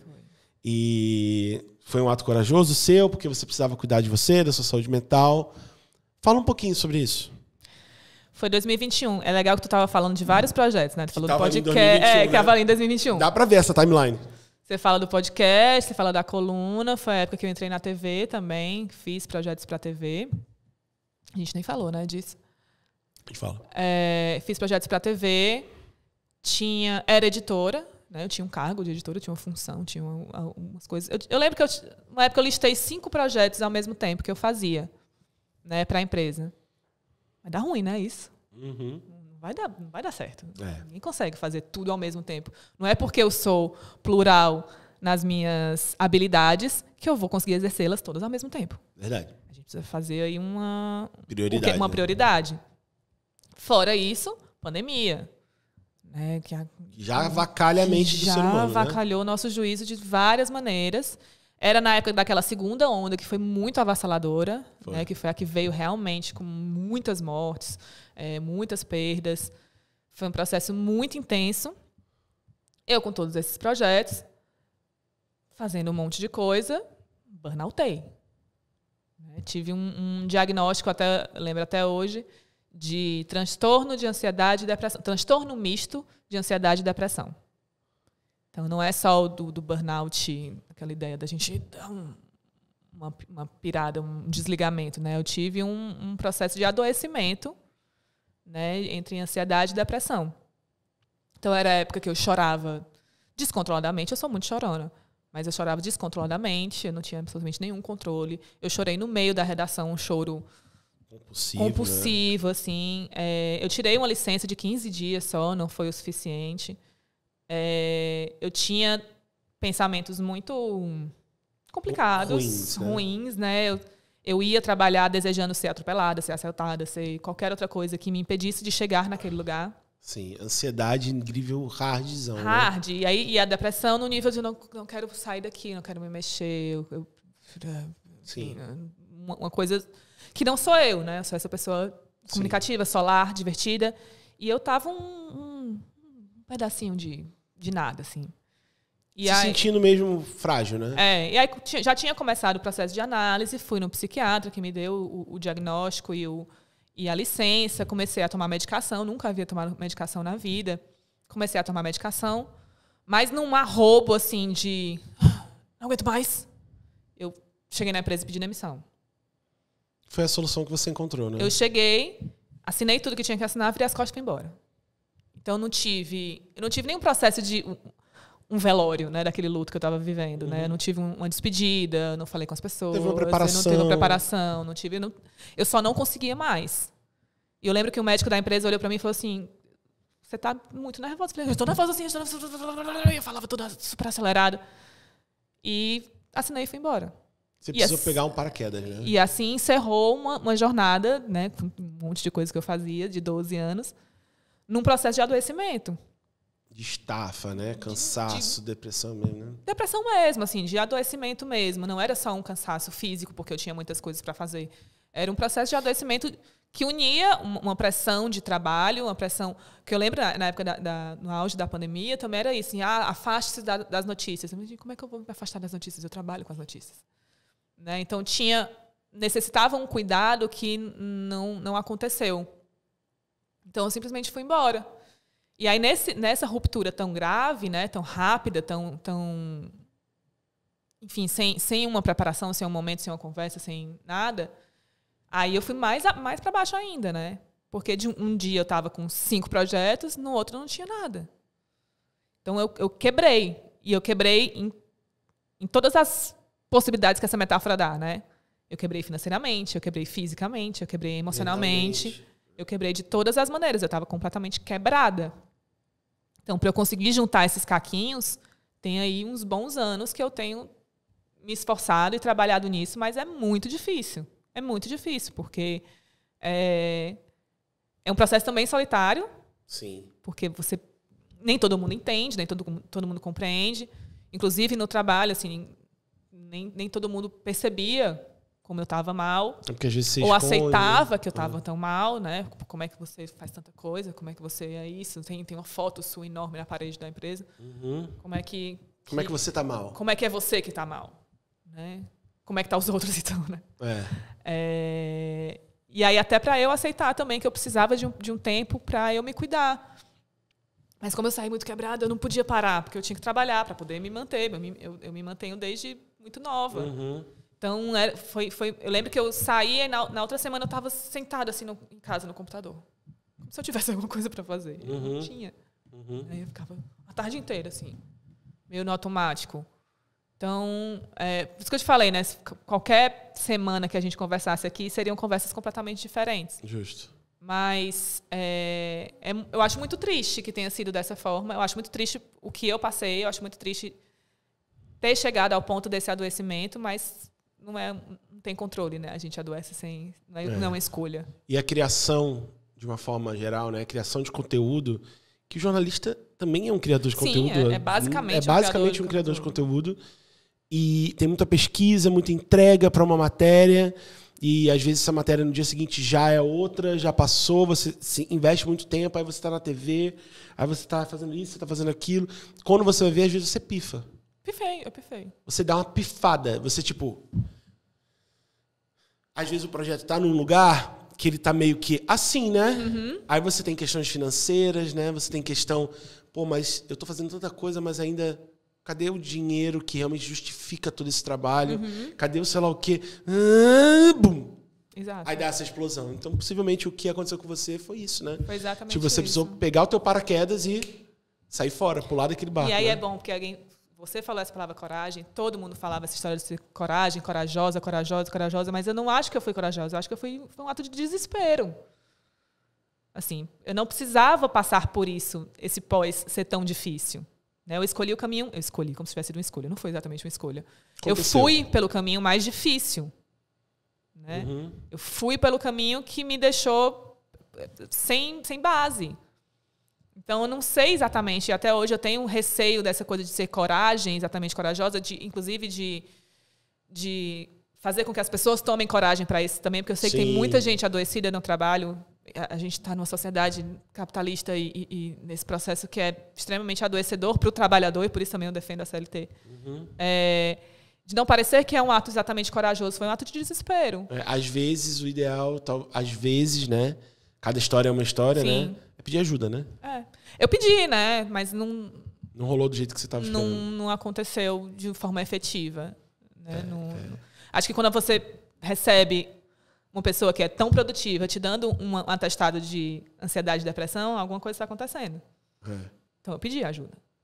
Mas não veio. Aí também há de se entender porque que você, né? Se não veio uma ajuda do jeito que era mais humanizada, mais esperada, o que restava? Só sair correndo. Sair correndo e buscar em outro canto. Né? Às vezes a vida é desse jeito também, né? Mas é isso. Mas o importante é que na nossa estrada, que nem sempre é reta, né? Na verdade, nunca é reta, ela é cheia de percalços, dificuldades, perdas, ganhos. Eu lembro, tem uma música do Super Combo que fala assim: o que importa no fim de tudo é nunca desistir, né? Você vai passar por todas as paradas, você teve pensamentos, você teve... mas você não desistiu. Você deu o seu jeito. Você conseguiu contornar, você pediu ajuda, você se desesperou, você passou por tudo que você tinha que passar. Sim. Mas você está aqui. Eu fui pelos processos do luto Mas você completo. está aqui. Olha aí. Né? Isso que é importante. É importante a gente também observar as pessoas à nossa volta, né? Eu fico pensando sobre isso. Às vezes eu vejo... As pessoas usam as redes sociais como desabafo, não porque elas querem aparecer. Porque às vezes é o único desabafo, o único lugar que elas têm para desabafar. E a gente é muito cruel com a gente mesmo, né? Então eu me dizia e eu me digo coisas muito cruéis que eu jamais diria pra você. Ou pra qualquer amiga minha. Mas você dizia para você. Eu digo pra mim. Então, no processo de análise, de terapia, de tudo, é entender que se acalme, né, minha filha? E se ame, né? Você né? é humana, né? Você precisa entender os processos, e nem tudo é sobre você também. Bonito isso. Agora que eu percebi que a gente que cria, né? Que todo mundo que está assistindo, que é criador e criadora de conteúdo, vai se identificar. A gente é o nosso pior juiz, assim. Nosso pior. O pior juiz. A gente sempre se questiona se a gente não é impostor. Será que eu sou bom mesmo nisso que eu tô fazendo? Aí quando vem um hate, você questiona tudo de novo. Tipo, pô, mas ele tá falando que eu sou assim. Mas eu não sou assim, eu não me vejo assim. Então é uma constante. Por isso que eu digo, o seu amigo que cria conteúdo, a sua amiga que cria conteúdo, tem empatia, porque não é fácil com a pessoa botar a carinha dela ali, criar um projeto. Aí vai, se prepara, se produz, vai, roteiriza, tá, lá. Cusão. Gente, feio, gordo, sei lá o quê. Macho, pelo amor de Deus, tá entendendo? Muito difícil. É cruel, a nossa vida é cruel. Então, fora todos os problemas de grana, todas as expectativas que a gente tem com a nossa própria vida, ainda tem o que as pessoas pensam a nosso respeito, né? Então, não é uma coisa simples isso aqui. Eu não tô querendo dizer que essa é a profissão mais difícil do mundo de jeito nenhum, tá? Não. Por favor, eu tô falando exclusivamente disso aqui agora. Existem pessoas que trabalham, brasileiros, então, que, meu amigo, passam o dia... A gente tá falando de processos mentais, assim. Mentais. De coisas que a gente pensa sobre a gente mesmo, que a gente acha que a gente vai fazer... E deixa de fazer coisas, às vezes, deixa de colocar projetos no mundo pelo medo do que vão... Eu não tô comparando profissões, eu só quero que isso fique bem claro. Eu tô falando de um processo... O medo do hate. É o medo do hate, mas é verdade, eu não tô comparando. É óbvio que eu sei que tem brasileiro, a maior parte dos brasileiros trabalham muito para ganhar muito pouco e não tem nem como ter apoio mental, suporte mental. Isso está já implícito. A gente está falando só de uma coisa específica. É engraçado essa história do jornalismo, mental, né? Desse suporte que eu lembro que quando eu estava muito mal, quem me fez ir para um psiquiatra foi uma amiga minha. Não foi ninguém. Ela te observou, né? Ela mora em Portugal, ela nem morava aqui. E o que eu falava, da forma como eu relatava, ela falou, você precisa de um psiquiatra. Eu falei, não tenho como, não posso pagar, é muito caro, não tenho condição. E ela mandou o dinheiro, mandou o contato, ela pagou. Que massa. Foda, hein? E eu só fiz a consulta. Então, é realmente assim, aquela pessoa que você está afundando e ela puxa a tua mão e te tira. Porque você não tem força pra fazer isso. Que amiga, né? Isso é amiga. Porra, ela... Não, e era o que eu tava te falando daquele lance que às vezes a gente observar as pessoas. As pessoas às vezes desabafam no Instagram, não é porque elas querem aparecer, é porque é um lugar que elas têm pra desabafar. Elas não têm com quem falar, elas vão e jogam ali no Stories. Já vi várias vezes amigos e amigas desabafando coisas ali que eu... Tá tudo certo? Tipo, você chama no direct e fala, tá precisando conversar? Mas quando eu tava assim, eu saí, eu fiquei muito perdida, completamente perdida. Eu comecei a desabafar muito nas redes sociais e me falaram que eu não tinha que fazer isso, não. É mesmo? Que eu não podia fazer isso, não. Que não era lugar pra eu estar fazendo isso. Mas isso é terapeutas que falam isso? Não, pessoas que me seguiam. Mas por quê? Eu não sei até hoje. Mas não é uma pessoa técnica que tá falando, né? Também. Não fale, não se coloque assim, não se coloque... A terapeuta também falou também. Não se mostre tão desesperada, porque, enfim, as pessoas recebem de jeito... Você tá falando de você se expor na internet, é isso? Sim, eu me expondo. Não, beleza. Eu tava pensando que era do tipo, se eu sentir que alguém tá precisando de ajuda, não ir falar com a pessoa. Não, eu me expondo, a forma como eu me expus, eu tava completamente fora de mim, e eu ia expondo ali as situações, como eu tava me sentindo, como eu tava mal, como eu tava quebrada, como eu tava triste, como eu tava... E aí falaram que, bom, não... Mas tu concorda comigo que isso é muito relativo, né? Porque, assim, isso parte do princípio de alguém que tem uma consciência pré-estabelecida em relação ao assunto. que tem esse conhecimento. Não faça isso, você vai se expor. Sim. Agora, peraí. E a pessoa que não tem esse nível de conhecimento, que não tem com quem falar, que não sabe o que fazer, e a única solução é falar aqui? Sim. Entendeu? Então é tudo muito relativo, né? Se você hoje tem um nível de consciência, tem uma terapia, tem uma pessoa, você acaba indo direto nessa parada, você não se expõe. Mas a pessoa que não tem, ela vai acabar se expondo, né? Sim. Ela precisa buscar em alguém alguma ajuda, né? E eu entendo, total. Né? Eu entendo. Pode ser um lugar muito legal, a internet, muito acolhedor. Hoje eu compartilho um pouco mais algumas coisas pessoais, alguns pensamentos, algumas histórias, algumas ideias, alguns processos. Eu recebo muito, muito, muito acolhimento. Isso. Muito mesmo. Então, pelo menos ali na minha bolhazinha, a internet tem sido um lugar muito Perfeito. Legal. Na sua bolha é maravilhoso, né? Tem sido um lugar muito, muito legal mesmo. É.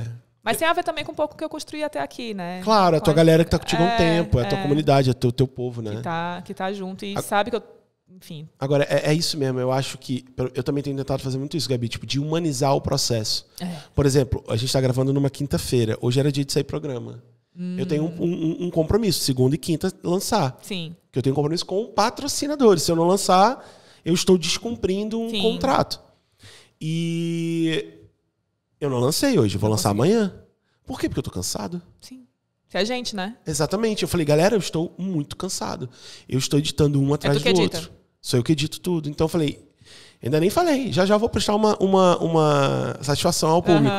Galera, não saiu hoje, sai amanhã. Ainda assim eu vou estar cansado, porque sair daqui ainda tem coisa, eu vou editar à noite, blá, blá. Então eu ainda humanizo. Tem que humanizar.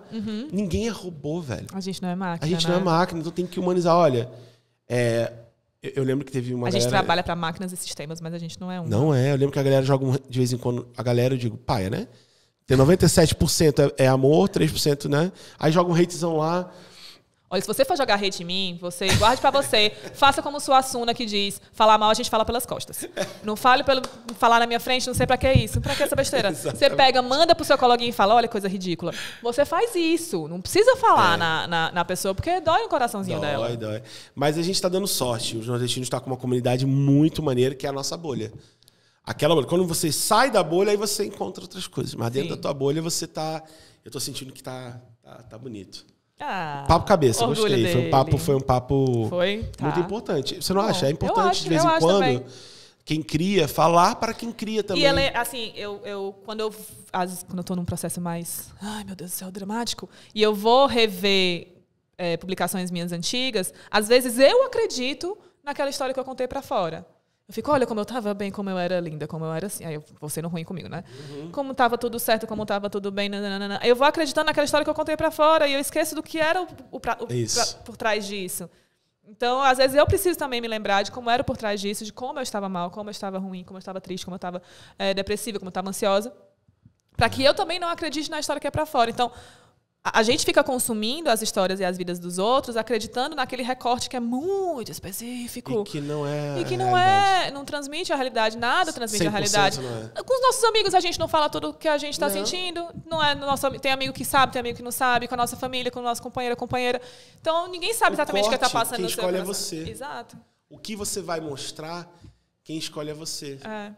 E isso é muito delicado, né? Mas quando você eterniza coisas na escrita, você eterniza... Tá ali, é um recorte que não vai sair. Ele tá pra posteridade, né?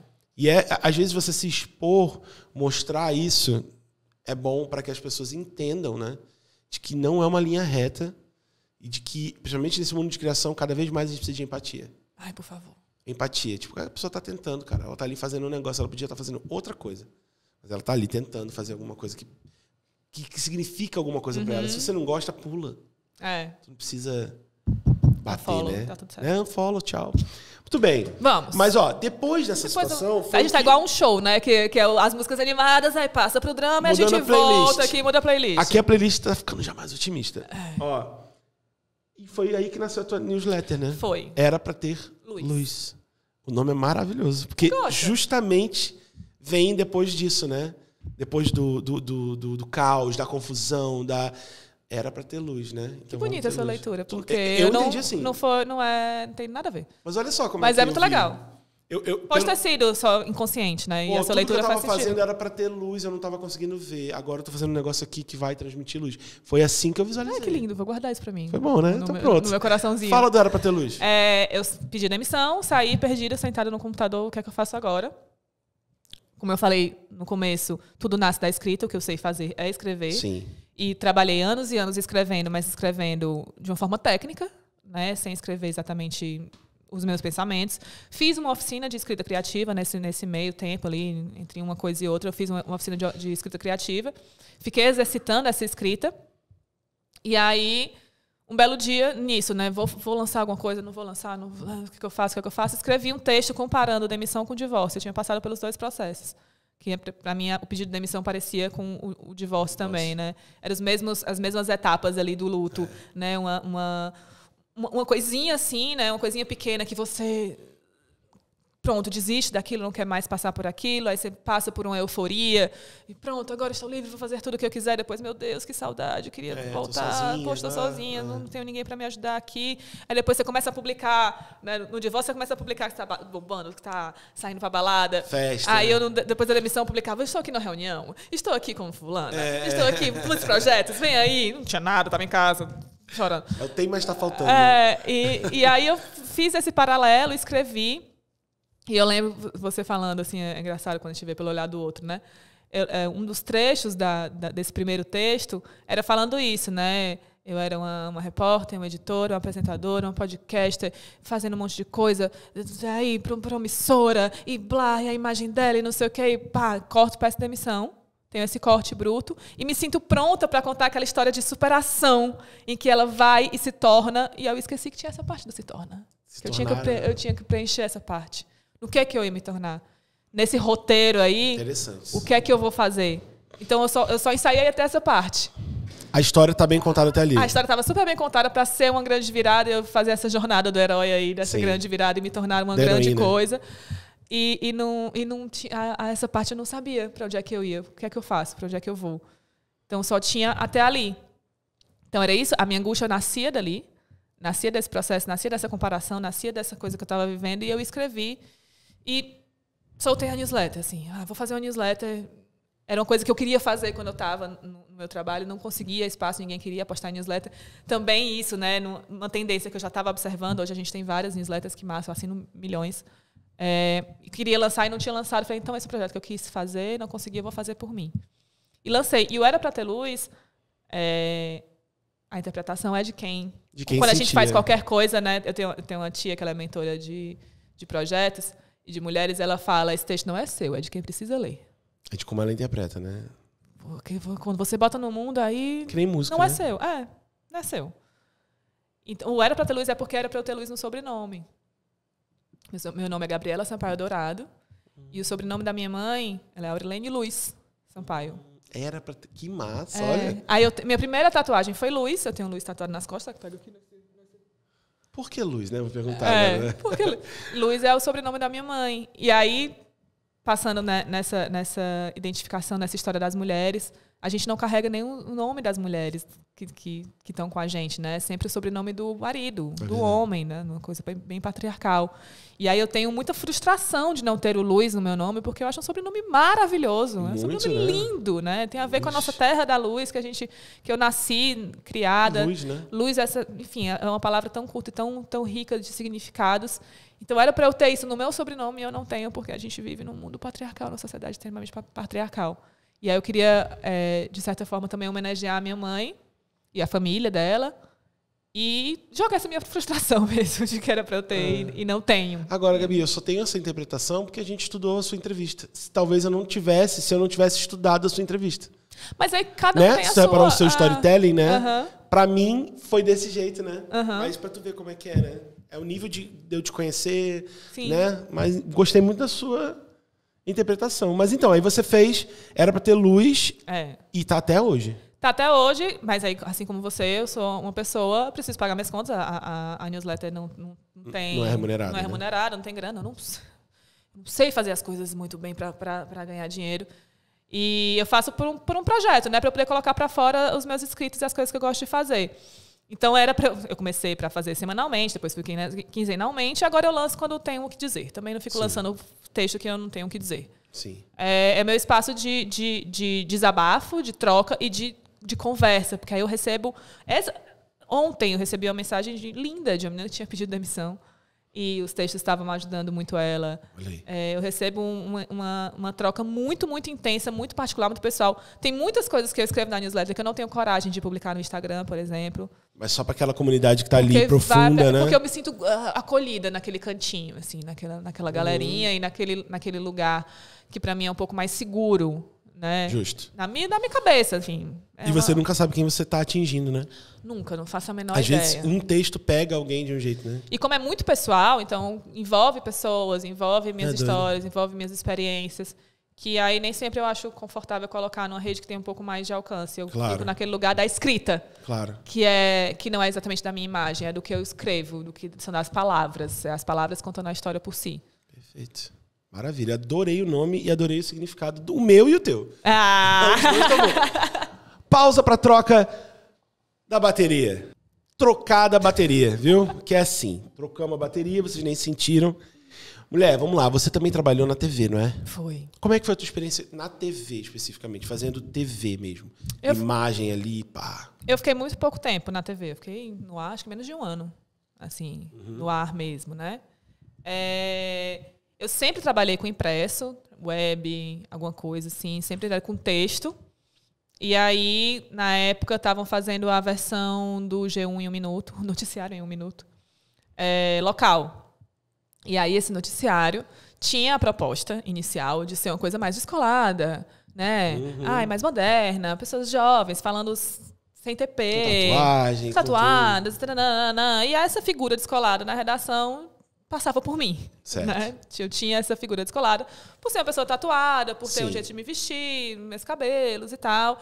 E aí me chamaram para fazer o teste para apresentar esse noticiário. Falei, tá bom, eu topo tudo, né? Tem esse problema que aí eu culmino num estresse absurdo, porque me chama, eu vou. Entendi. Adoro experimentar qualquer coisa. Se você me chama, eu vou. Corre o risco, inclusive, da pessoa que me chama de eu ir. Se você me chama por educação, Léo, se você tivesse me chamado aqui só por educação, corre o risco de eu chegar aqui e falar, opa, tô aqui. Foi porque eu queria mesmo. Então, se você não quer que eu vá, não me chama porque eu vou. E aí me chamaram para fazer o teste e eu era terrível. Eu era péssima. É mesmo? Eu era péssima, porque era um noticiário que você tinha que falar 3 notícias em 50 e poucos segundos, sem TP. Eu não tinha experiência nenhuma em TV. Eu falo bem no ao vivo aqui. A gente está aqui conversando, eu fotografo legal e tal. Dá um rec aí, eu saio desenrolando. Agora, decorar um texto, falar ali daquele jeito, daquela forma, sem errar, era muito difícil. E aí, os primeiros testes, eu não saía do boa tarde. Caraca, boa tarde. Boa tarde. E eu travava ali. Falei, vamos fazer esse grande boa tarde para todo mundo. Realmente. Você ficar se sentindo bem. E aí, a gente vai seguindo, porque eu não conseguia sair do boa tarde. Sim. E era gravado no meio da redação. Assim, era bem, bem intenso. Assim, era para alguém com um pouco mais de experiência e eu não tinha nenhuma. Aí eu comecei a treinar. Porque eu já aprendi na minha vida que treinando a gente consegue fazer qualquer coisa. Claro. Então eu chegava em casa, colocava o celular, pegava o texto e ia treinando. Falava 2. Consegui falar 2 notícias. Agora consegui falar 3. Treinava todos os dias. E aí, eu ia estrear, sei lá, daqui a uma semana, mas aí uma pessoa adoeceu e falava, Gabi, você pode fazer agora? Eu falei, agora? Posso. Porque também funciona assim, também no vamos agora, e não dá tempo de eu ficar nervosa, ansiosa, perder 3 noites sem dormir, como eu fiquei aqui. Então dá pra... Eu fiquei pra vir pra cá. E aí eu consegui... a gente se arrumou, trocou de roupa, colocou a maquiagem, consegui gravar, porque era pré-gravado, né? Gravado minutos antes de ir ao ar. Não era ao vivo, era pré-gravado, sem TP, eu consegui fazer, foi ao ar e estreou. Meu Deus, que legal. Tá valendo, né? Tá valendo. E aí foi super legal, a redação... Sempre que alguém estreava na TV, que não fazia TV, a redação batia palma, acolhia, era muito legal, assim. Tem um vídeo desse momento. E aí estreei e comecei a fazer esse noticiário em 1 minuto que tinha a ver com...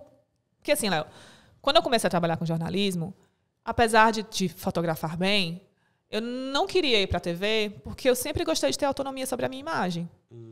E a TV é esse lugar que cerceia, principalmente, as imagens das mulheres, né? Sim. Como é que tem que ser seu cabelo, você não pode ter as unhas assim, usar maquiagem assada. Controla, né? Tem esse controle sobre essa imagem, sobre essa figura. E eu gosto de ter essa autonomia. É uma coisa importante para mim, a forma como eu me visto, como eu me apresento. Claro. Então, isso para mim era imprescindível. Então, eu nunca direcionei a minha carreira para tentar fazer TV. A TV aconteceu. Justo. Me levaram e eu fui. E eu topava. Então, nessa configuração, a minha imagem, as minhas tatuagens, a forma como eu me vestia, funcionava e era interessante. Tudo bem que até a página 2, né? Eu não podia usar tanto quanto eu gostaria. Eu lembro que eu levava a foto assim, das coisas nacionais, falava, ela se veste assim. Por que eu não posso? Ah, mas aqui não pode. Mas olha aqui, ela faz, ela usa isso aqui, ela usa acessório, ela usa sei o quê. Vamos montar isso aqui. Aí eu enlouquecia o pobre do figurino, né? O pessoal do figurino. Porque eu queria fazer uma coisa que estava condizente com o que era o projeto. Não é que eu queria fazer uma coisa completamente diferente. Eu pegava o projeto nacional e falava, vamos fazer assim? E não conseguia ir tanto. Entendi. Mas era permitido ter essa imagem que eu tenho agora. Então, eu fui aparecendo nesse noticiário. E durante esse processo, me chamaram também para fazer a agenda cultural. Eu já era editora de cultura, eu trabalhava com isso, né? Era o meu dia a dia, tenho relação com os artistas locais. Sim. Me chamaram para fazer a agenda. Na época era para cobrir as férias de quem fazia, e depois eu acabei ficando. Meio também isso, assim, indo. Não era uma coisa planejada. Assim, não me perguntaram nem se eu queria, eu só fui. Claro. Vai se jogando, né? Eu vou indo, né? Chama, eu vou. E era isso. Aí comecei a fazer a agenda cultural. E aí eu fazia visitando os lugares de Fortaleza, chamava os artistas para conversar. Ia criando roteiros, né, em cima daquela ideia, para poder fazer um negócio legal que eu acreditasse. Eu lembro que teve uma época que reclamaram que dizia que o povo só gostava de forró. E eu colocava... Minha agenda era muito elitista. E aí eu falava, bom, minha agenda só tem coisa gratuita. Como é que é elitista? Como é que é elitista? Ou você acha que o povo... Você ainda está nessa ideia de que o povo não gosta de teatro, não gosta de exposição, não gosta de arte, de cultura, só gosta de forró? Você realmente acha isso? Então é uma visão estereotipada e elitista sua, não minha. Também, exatamente. Enfim, segue, continuei fazendo. E aí, quando deu a pandemia, eu comecei a fazer em casa. Pediram para fazer em casa. Eu fazia em casa, eu me arrumava, eu me maquiava, eu pegava meu celular, eu gravava, eu pesquisava, eu montava o roteiro, fazia tudo... Enfim, de casa. E aí, como estava num período super triste, eu comecei a montar uns sketches. Para meio que divertir, assim. Para ser um momento de leveza do jornal, que estava um jornal já muito pesado. Sim. Então, vamos fazer uma coisa leve. E era um jeito de eu exercitar minha criatividade. Comecei a montar umas sketches engraçadas, assim, meio que de humor. Eu lembro a primeira, o Luiz maravilhoso, esteve aqui 2 vezes, né? Foi 2 vezes, Maravilhoso. Incrível, assim, topou na hora, assim. Ele é massa. Ele é muito incrível. Aí a primeira que eu falei, Luiz, eu vou mandar um vídeo, eu com a toalha na cabeça e de roupão, como se eu tivesse perdido a hora, porque a gente está totalmente sem noção da hora de gravar, e foi como se fosse ao vivo. Ele manda, vamos fazer. Então ele topou, eu mandei um vídeo, e aí o mais incrível, porque ele ficou, Gabi, não sei o quê, ficou falando pra TV como se fosse ao vivo, como se eu estivesse lá. Ele fez de um jeito muito, muito incrível. E ia fazer assim, ai meu Deus, peraí, eu perdi a hora, eu não sei mais que a gente tá, não sei mais que dia é hoje, não sei que horas são, peraí, vai ser o tempinho de eu me ajeitar rapidinho, o tempo da vinheta eu me ajeito. E aí vinha, e o Luiz botou no ar e interagiu, e foi muito legal, assim, foi muito divertido. E aí comecei a fazer umas sketches, tipo, eu pegava e montava um varal atrás de mim, aí eu esquecia, e ia buscar, e lavando a louça. Virou uma descontração num momento difícil, né? Virou, né, eu comecei a fazer isso, mas começou que nem tudo ia pro ar. Então, acho que foram uns 2. Eu botei que era o meu gato entrando assim na frente do negócio. Eu falei, gato, por favor, tô tentando aqui falar com o pessoal. Não tem condição, você precisa me ajudar. E aí nem todas acabaram indo pro ar, tinha questão de tempo, alguma coisa assim, nem tudo ia. E eu comecei a botar só no meu Instagram. Então foi um jeito de eu criar ali em cima daquele momento que era mais complicado. Aí depois pararam, porque era uma agenda de lives, e aí acabou parando de fazer sentido. A gente... Estava em casa, então eu não fazia o noticiário em 1 minuto. E aí, quando eu voltei para a redação, já estava nesse processo mais complicado emocional e não fiz mais nada, não fiz mais nada para a TV. Assim, foi pouco tempo, mas muita gente fala que me via, assim, que me reconhece dessa época. E você ainda pensa em voltar a fazer TV ou não? Cara, se for um projeto que eu possa ter isso que é importante pra mim, né? Uma autonomia sobre a minha imagem, sobre criação. Pra cima, né? Você não sabe, né? Pode ser que sim, né? Pode ser que sim. Vamos, né? Eu adoro gravar, eu acho que eu faço isso bem. No DFB você estava apresentando. No DFB, isso. Aí, o DFB foi incrível, porque a gente montava o figurino junto, pensava numa maquiagem que tinha a ver com a maquiagem dos desfiles, né? Eu podia ter a linguagem que funcionava ali. É óbvio que eu não sou sem noção e fico querendo fazer as coisas completamente fora, né? Eu entendo a linguagem e os meios e os caminhos das coisas, mas acho que ter essa autonomia sobre a minha imagem, da forma como aparece e da forma como eu acredito, porque eu acho que não precisa a gente ter esse cerceamento da nossa imagem, né? A gente não precisa virar... A gente não está mais na TV nessa época, né? De uma TV que era todo mundo meio padronizado, com aquela roupa ali, com aquele cabelo que não chamasse... A frase, né? Não chama mais atenção que a notícia. Mas a gente está hoje competindo com rede social. Justo. A TV compete... A gente não, né? Enfim... A TV compete com rede social, com a atenção das pessoas, com uma infinidade de coisas. Então, se tem uma figura que eu consigo observar, ela chama minha atenção e eu consigo me identificar com ela, por que não? Ela está na TV falando de notícias e falando coisas sérias, né? A forma como eu me visto, ou como eu pinto meu cabelo, como, enfim, a minha tatuagem, ela não tira a minha seriedade do que eu estou fazendo no meu trabalho. Perfeito. E acho que dá pra gente fazer isso de um jeito que combine, sabe? Sem ser nem tanto, nem tão pouco. Concordo, nem cercear a imagem, nem ser sem noção. Justo. Dá pra gente fazer dos dois jeitos. E isso eu acredito muito. E se tem num projeto que isso seja realmente forte, eu faço uma questão. Vai ser massa, né? Tamo junto e entro nos projetos. TV NPM, chega de caraca, né? Essa TV vem aí, vai ser massa. Tá chegando. Irado, cara, irado mesmo. Tem uma aspas aqui sua que eu queria ler. Tá. Que você fala, ó. Às vezes tudo que a gente precisa é chutar uns baldes por aí. Mesmo que depois a gente tenha que buscar, não é isso? Mesmo que seja a gente a ter que ir buscar depois, né? Você acredita nisso, né? Eu não sei se eu acredito, mas no fim é como eu me sentia. Mas foi como foi, né? Principalmente depois dos 30 anos, assim. Eu acho que eu tive muitos momentos de ruptura, eu tive muitos baldes que eu chutei, e eu mesmo fui buscar, né? Enfim, aqui, né, nas meu costas. Deus, e agora eu faço o quê? Eu chutei, ele ficou lá e não tem ninguém trazendo. Pode crer. E aí essas rupturas, esses baldes, esses atos de coragem ou de desespero ou de desejo ou de vontade fizeram uma temporada aí desses 30 anos que estão mais perto dos 40 agora serem muito intensos e muito significativos de atitudes e de histórias para contar. Entendo. E aí, enfim, depois dos 30 eu comecei a fazer balé clássico. Depois dos 30 eu fui fazer jiu-jitsu. Depois dos 30, eu me divorciei e comecei a namorar com um homem bem mais jovem, 12 anos mais jovem do que eu. Depois dos 30, eu voltei a dirigir. Depois dos 30, eu pedi demissão e comecei a fazer outras coisas por mim. Depois dos 30, eu estou me reencontrando profissionalmente. Depois dos 30, eu estou entendendo a minha imagem. Depois dos 30, eu começo a cuidar do meu corpo. Então, tudo que a gente, principalmente mulher, as pessoas falam que a gente tinha que fazer aos 20 e poucos, né? Eu só comecei a fazer depois dos 30 e pretendo fazer os 40, 50, 60. É desse jeito. Às vezes existe uma pressão de que você resolva a sua vida toda nos 20, na casa dos 20. Não é assim. Como é que vai resolver? A gente nem juízo tem pra isso. Às vezes eu acho até meio alucinado o lance de, tipo, a pessoa com 17 anos, na hora que vai fazer o Enem, já ter que saber o que ela quer pra vida dela. Mas aos 20, Léo, minha vida estava dentro de todos os conformes. Eu era casada, eu tinha uma profissão, eu tinha uma carteira assinada, eu estava morando sozinha, pagando minhas contas. Eu estava toda organizada ali dentro do que a sociedade espera, né? Eu só não era mãe, não tenho desejo de ser, então não fui e não serei. Mas nesse pacotinho, meus 20 anos, eu estava toda ali no pacotinho. E aí, aos 30, tudo parou de fazer sentido. Porque eu estava correspondendo a um desejo que não era meu.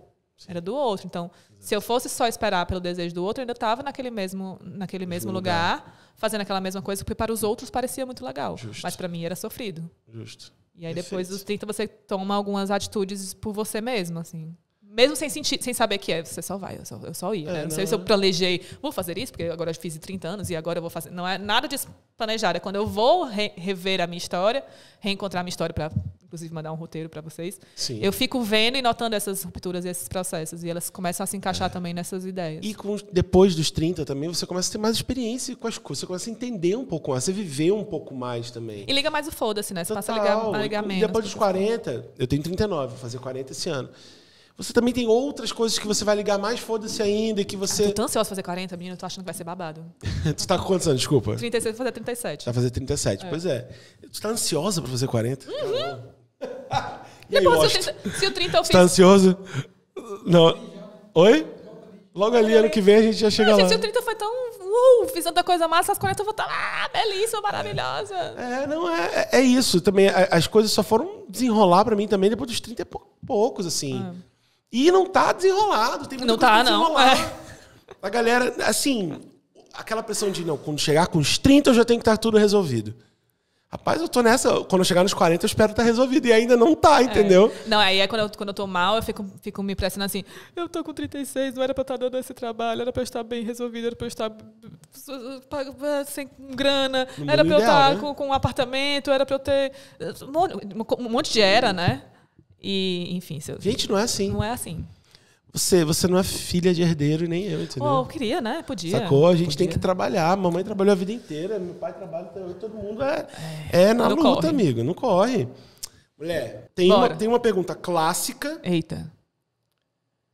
Que vai ser a última. Então, primeiro isso. Você tem 5 pessoas pra indicar pra esse programa. Eu anotei. Porque ainda bem que ele me falou antes que eu ia ficar... Eu vou começar a falar pra galera antes, que a galera fica doidinha aqui. Pelo amor de Deus. Meu Deus, aí pega o celular. 5. Léo, também tu não ajuda a gente, né? 5 pessoas. Tu não quer 2, tu não quer 1. Indica uma pessoa. Sabe por quê? Sim, porque a gente faz um ecossistema grandão. Essas 5 pessoas entram na nossa lista. Não falta. Gente, não falta. Não é isso? É só pra gente lembrar. Mas já tem um bocado de gente, né? Deixa eu ver aqui. Lorena Nunes, tu já trouxe? Não, então beleza. Maravilhosa, cantora. Lorena Nunes. Daqui, de Fortaleza. Conheço, pô. Rainha. Só para as pessoas que não conhecerem, né? Conheço ela. Maravilhosa. Lorena vem. Tem um trabalho autoral incrível. Sim. Chame Lorena. E tem uma história muito bonita também de contar. Vai dar bom. Tem essa que vai ficar com raiva de mim, que é a Ju Show, que é a minha melhor amiga. Que é Por que ela vai ficar com raiva? Porque ela é low profile. Adoro gente low profile também. Adoro, porque vira uma coisa exclusiva. A pessoa não vai muito, ela low vem. Profile. Ela vai ficar com ódio de mim, mas ela é uma artista ilustradora, tatuadora.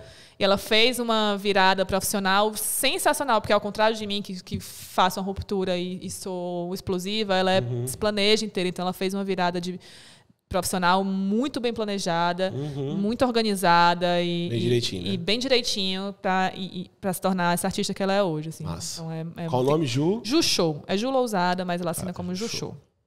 Tatuadora, tem muitas tatuagens dela. Matheus Fazendo Rock, já veio? Já veio. Entendi, então. Matheus Fazendo Rock, ele foi o segundo desse estúdio, né? Não, ele foi o primeiro. Ele foi o primeiro. Mentira. O Matheus Fazendo Rock foi o primeiro entrevistado desse Mas vem de novo, estúdio. então, porque ele vai contar outras histórias com certeza. Ele vai rodar e vem de novo. Que massa. Vai valer, viu? Não vou pensar outra pessoa. Vamos ver, vai valer. O Thales Azigon. Não veio. Thales, ele é um agitador cultural, enfim, e poeta, e escritor. Eu adoro esse termo, agitador cultural. Eu adoro esse termo, agitador cultural. É o que ele é, na sua essência, ele é poeta. E ele tem uma biblioteca comunitária no Curió. Foda. Ele mantém junto com a mãe há muitos anos. É uma biblioteca que já recebeu visitas ilustres. É um projeto super incrível assim, de contar. Ele tem uma história maravilhosa para contar. Perfeito. Então, acho que o Thales pode ser uma figura muito legal de você conversar. E o Glauber Filho. Glauber Filho. Diretor, roteirista. Né? Sim. Trabalha em vários projetos, inclusive nesse último da Netflix. Esqueci o nome da série, mas a série que está na Netflix. Trabalha com Halder, enfim. Qual a série dele que está agora na Netflix? É do Netflix, é o do Lampião não sei o quê.